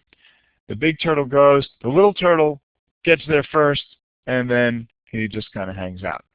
Okay, and the other reason I showed you that is so I want you to see what a tween looks like. It's called a motion tween, and it's where two objects change location and they show up as a blue bar. But in classic days of creating animations, there were what are called frame-by-frame animations, where every single frame the object changes location. So we see the big turtle. Now I have individual frames which represent a different location for the turtle every 24th of a second. These are called frame-by-frame animations as opposed to tweened animations. And that's something, again, that you're going to get exposed to over the course of the semester. The main thing in terms of the timeline is to notice how a frame-by-frame animation has a little black dot with every frame. Those are called keyframes. Okay? So the concept of keyframes is one that's going to continue to appear throughout the semester. Okay, so that's the timeline. The last thing that I'm going to show you from the book is how you would work with the gradient and color tools, and I'm going to show that to you in the context of taking this shape that was drawn and turning it into this fish. Now, first of all, the shape. Let's take a look at what the shape is. Properties tell me it's a shape. Okay? It was probably drawn. Let's see if I can redraw something like this really quickly.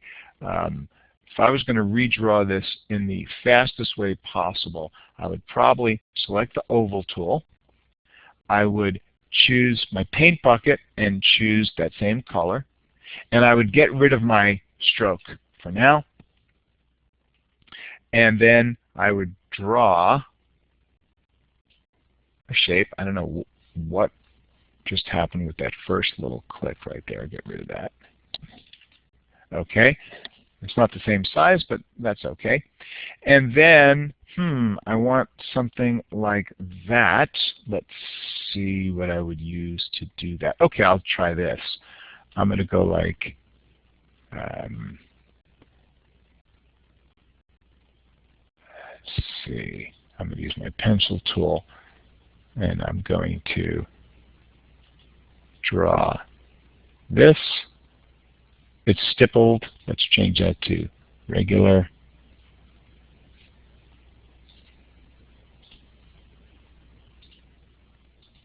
Okay, and back to that line tool, and continue it to about there, and then to there, and then to there. Just for right now, that doesn't look anything like it, but notice what I can do because of the fact that these are just basic shapes. I can bend that like that, bend it like that, bend it like Beckham.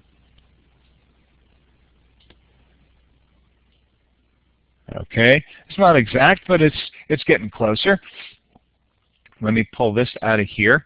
I'm going to close that shape for a second, and you'll understand when I do that that's because the way Flash works is that it has to have an enclosed space in order to fill it with a color.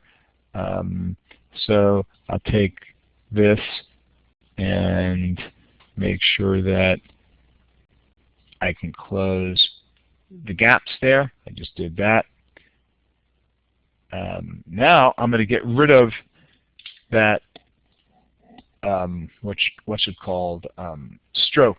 And the reason is because when I'm dealing with shapes, if the shapes are the same color and I connect them, now they're one thing. Okay? And now I can select that whole thing and put a stroke around it with my, where's my tool? My ink bottle.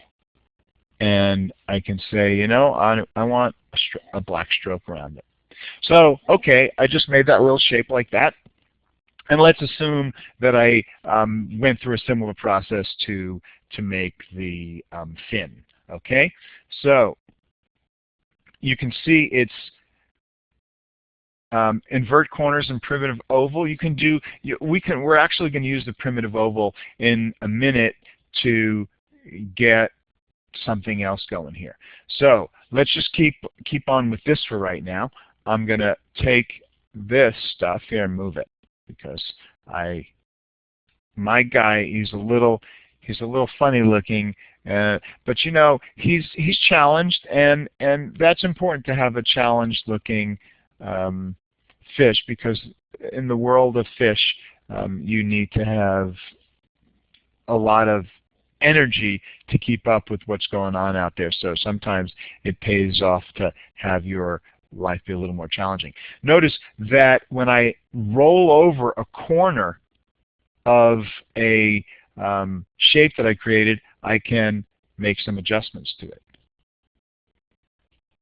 Okay, so that's kind of a cool little feature here. Okay, and let's just take this piece, and I'm going to hold the Alt key down, make a copy of it, and then go to my Free Transform tool and hold the Shift key down and flip it, and then hold the Shift key down again to resize it a little bit smaller, and then move it down over here, and move this down over there.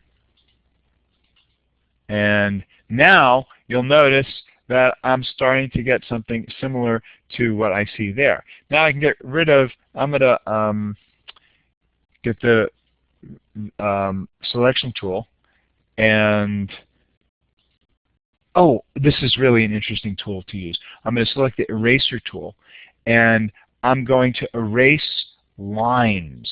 That's kind of an interesting feature. So I can say, you know what, I want to erase line. And all it did was it didn't touch the fill, it just erased the line.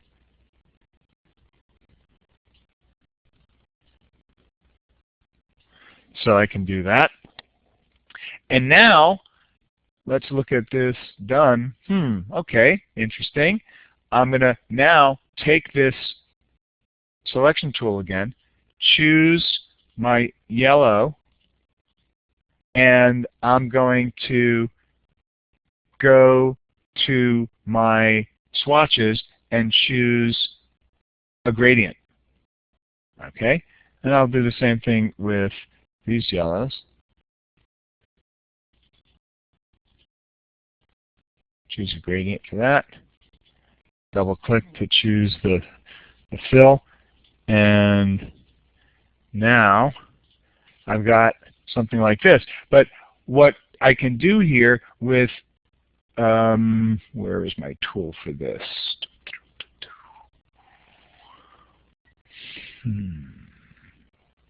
Right here. With my free transform tool, there's another tool beneath it called the gradient transform tool.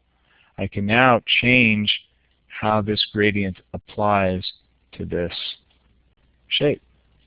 Maybe do a little bit of that, maybe do a little bit of that. So now I've got my fishy starting to look a little interesting, different than the other fishy, not exactly the same, but looking interesting nonetheless. And I can choose my ink bottle, and if I wanted to maybe get a little bit of that stroke going that I saw over there, I can add that stroke. I can change that stroke.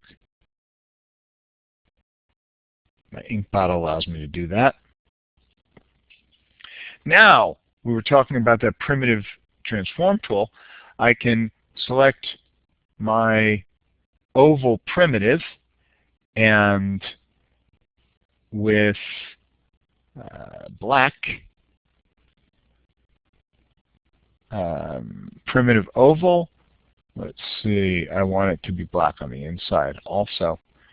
And I'm just going to draw, hold the Shift key down, and make the end and the start work together, but make the inner radius maybe a little bit open, more open, and then take my move tool and put the eye right over there. Okay, I can now hold the Alt key down, make a copy of that, bring in my, what's it called, my transform tool, my free transform tool, select it. I'm going to zoom in here because this is one of the funny things about Flash is when you try to free transform when you're far away from the object, when it's small, it starts doing things that you don't expect. That's, you know, the only thing I can tell you specifically. So I'll zoom in a little bit. I'll hold the Shift key down, make it smaller, and change its color.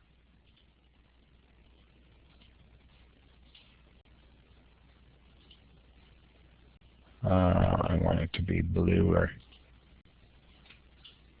Okay, I'm not fully satisfied with that blue. Let's get this to be like that. There we go. That's pretty good. Now I can select the selection tool,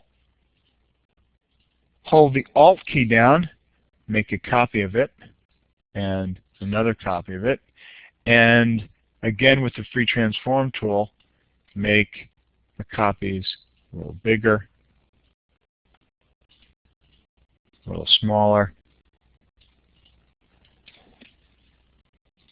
It looks like I got two of them there, huh? There we go. Better. So now, there's my fish. It looks pretty similar to that guy. Oh, there's that nice little line that they have over there. So I can get a line. I can choose even a gradient for a line. How about that? Draw that and get my selection tool and bend it like that. It looks like it's almost disappeared, so I might have to give it a solid color. There we go. So it's pretty easy. Is there a scissor tool to break shapes apart? No, there's no scissor tool. What you do to break shapes, shapes are easy to break apart. Here, I'll show you what I mean. I'll select the rectangle tool and we'll give it no stroke. No stroke.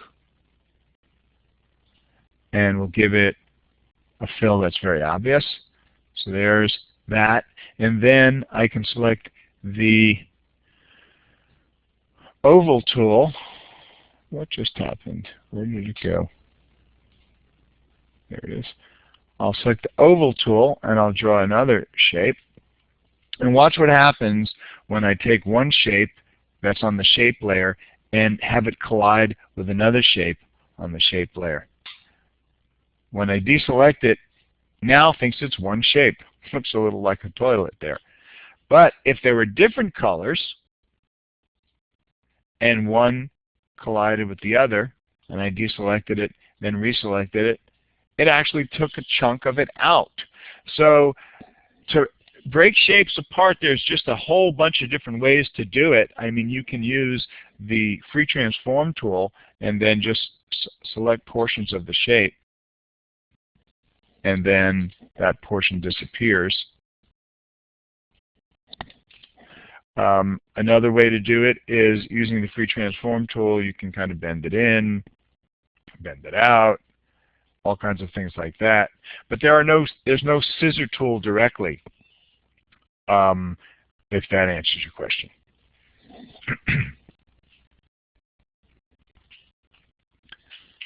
Okay, so if there are no other questions about that, then I just want to kind of review what we did up until now. We've covered everything having to do with looking at the Flash user interface and also examined the exercise files that come with lesson 1 in our textbook. We looked at creating a new document. We looked at the timeline, the properties panel. We even jumped into the history panel a little bit. We know that in the library you have things that have been saved as symbols. In terms of what we're doing right here, notice there's nothing in the library because these are just shapes. We could save something, like we can go here and we could take that element and I could say modify convert to symbol and call this a fish. And then once I've saved that, now it's in the library. There were some changes that occurred there in terms of the grouping, and I have to go in there and make some adjustments. I'm not going to spend any time doing that right now. But the point is that the library contains elements that you've used and you've converted into objects that you can use multiple times. Of course, there's lots of other things that you can do as a result of that. You can, let's see if I can find an example of that. No. It's not showing up where I expect it. I could apply, let's see.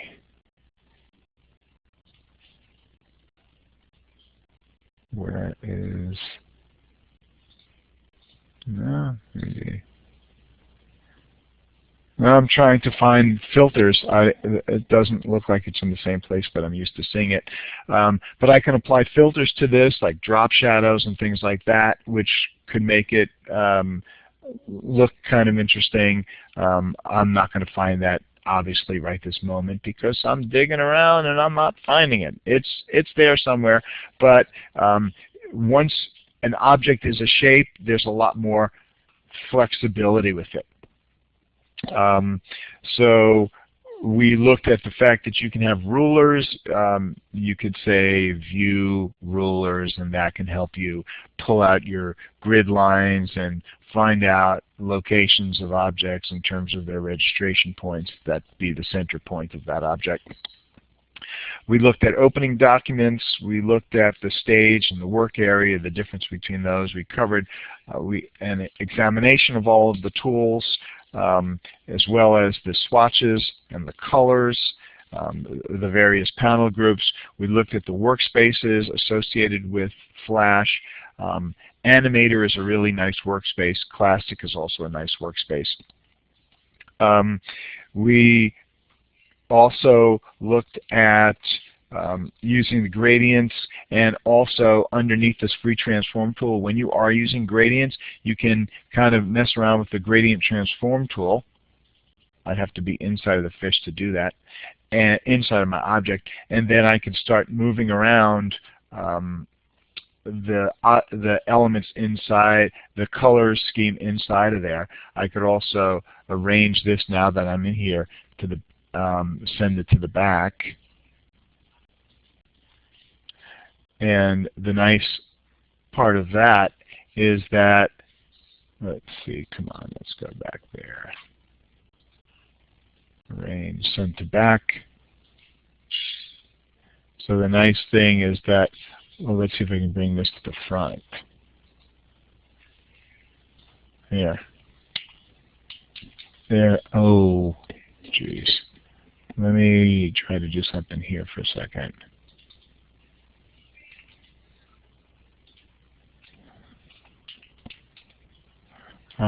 Just give me a second, you'll see how I want you to know that you can adjust the pieces according to your needs. I group this, there we go.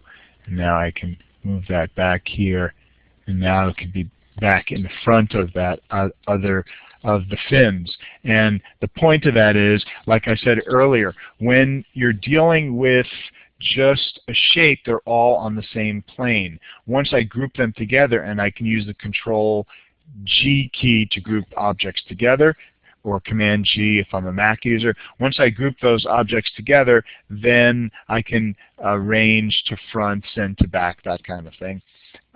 We looked at the timeline, and we saw that there are different types of animations we're going to be experiencing inside of there.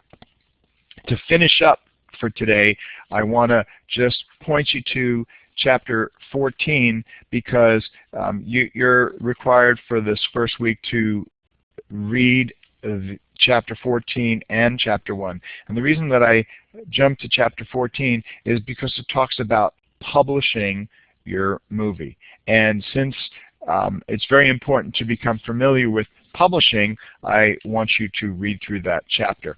I'm going to give you the very short version. That's why you've got the book to do the long version with. But the short version is that in Flash, when you publish, you have a variety of publish settings that you can adjust. You'd select File, Publish, Settings, and you could see you can publish to different targets. I could publish to a Flash player. I can publish to Air, which is like a desktop application on an Android or on a Windows operating system, or the desktop and the Android, or even to an iOS. I can publish a Flash file to iOS that would run on the internet, on the Mac operating system, not on an iPad. That's slightly different, but we will look at that throughout the course of the semester. But I can also publish other things. I could publish actually a series of animated GIFs. I can publish what's called a Win projector, which is an exe file that operates like you were inside of a kiosk, or on a desktop, like you might put that on a DVD, that kind of thing. The chapter numbers, and like I said at the beginning of class, Caroline, I haven't I just received this book 2 days ago, so I haven't compared chapter by chapter between the two books.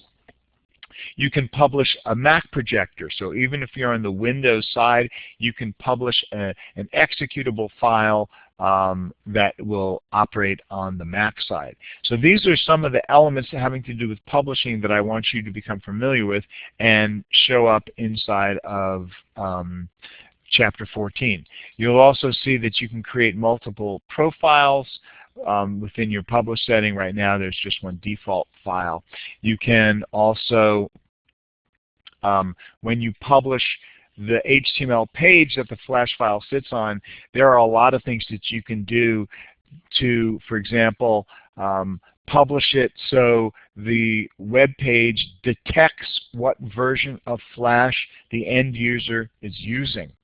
So that's very useful for when, let's say, you're not sure if the person has even gotten Flash on their machine, or if they have the right version of Flash for what it is that you're producing.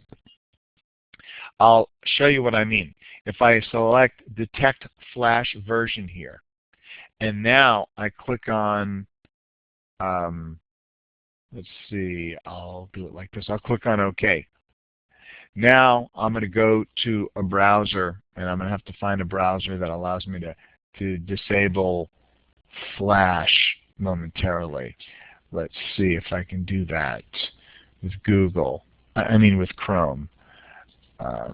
If I went to the, let's see, settings, would it be? Probably extensions. Or it might just be so built into this thing now that I can't shut it off. Huh. Well, sometimes people don't have the Flash plugin, and what happens in that case is that you're able to detect whether the person does have the Flash plugin. Let's see if I go to add-ons here, if it shows. Oh, I know where we are here. This is, I can do this. I can do this. Shockwave Flash. I'm going to disable that for a second. Now I'm going to close this. And now I'm going to reopen this and find that Flash file.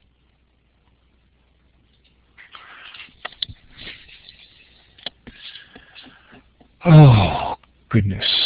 So if I go File Open, Open File, and I go to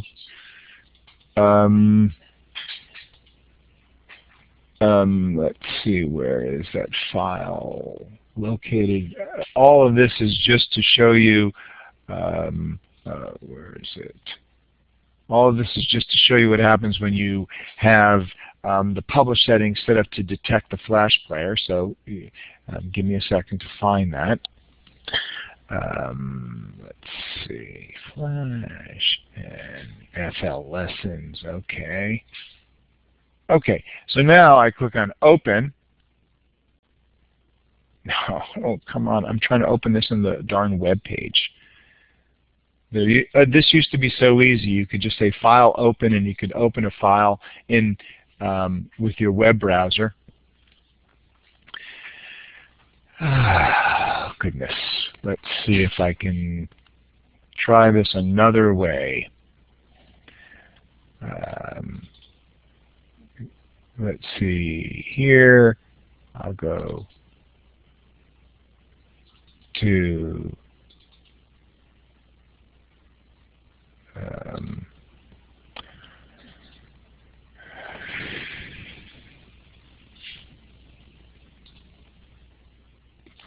sorry for me digging around here. It's all trying to make sure that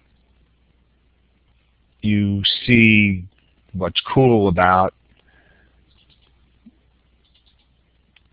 Flash detection. Okay, I think I can do it now. No, I can't figure out how to open just a regular page inside of a web browser.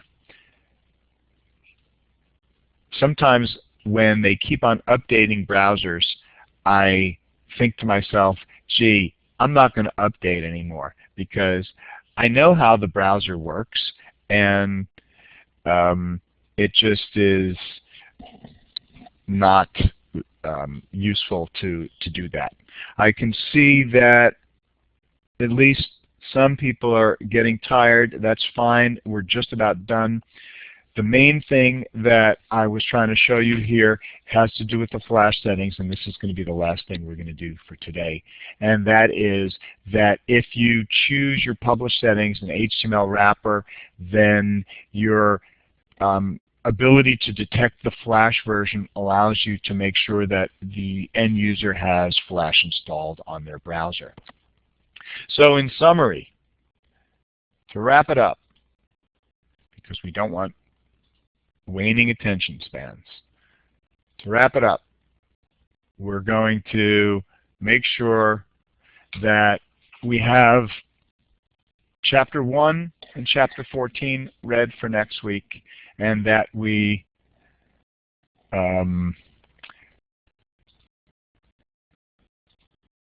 have completed the pretest on from this link on my assignment page. Okay, so next time, this was our first time through. We had to work through a couple of difficulties in terms of making sure everything's working the way we expected.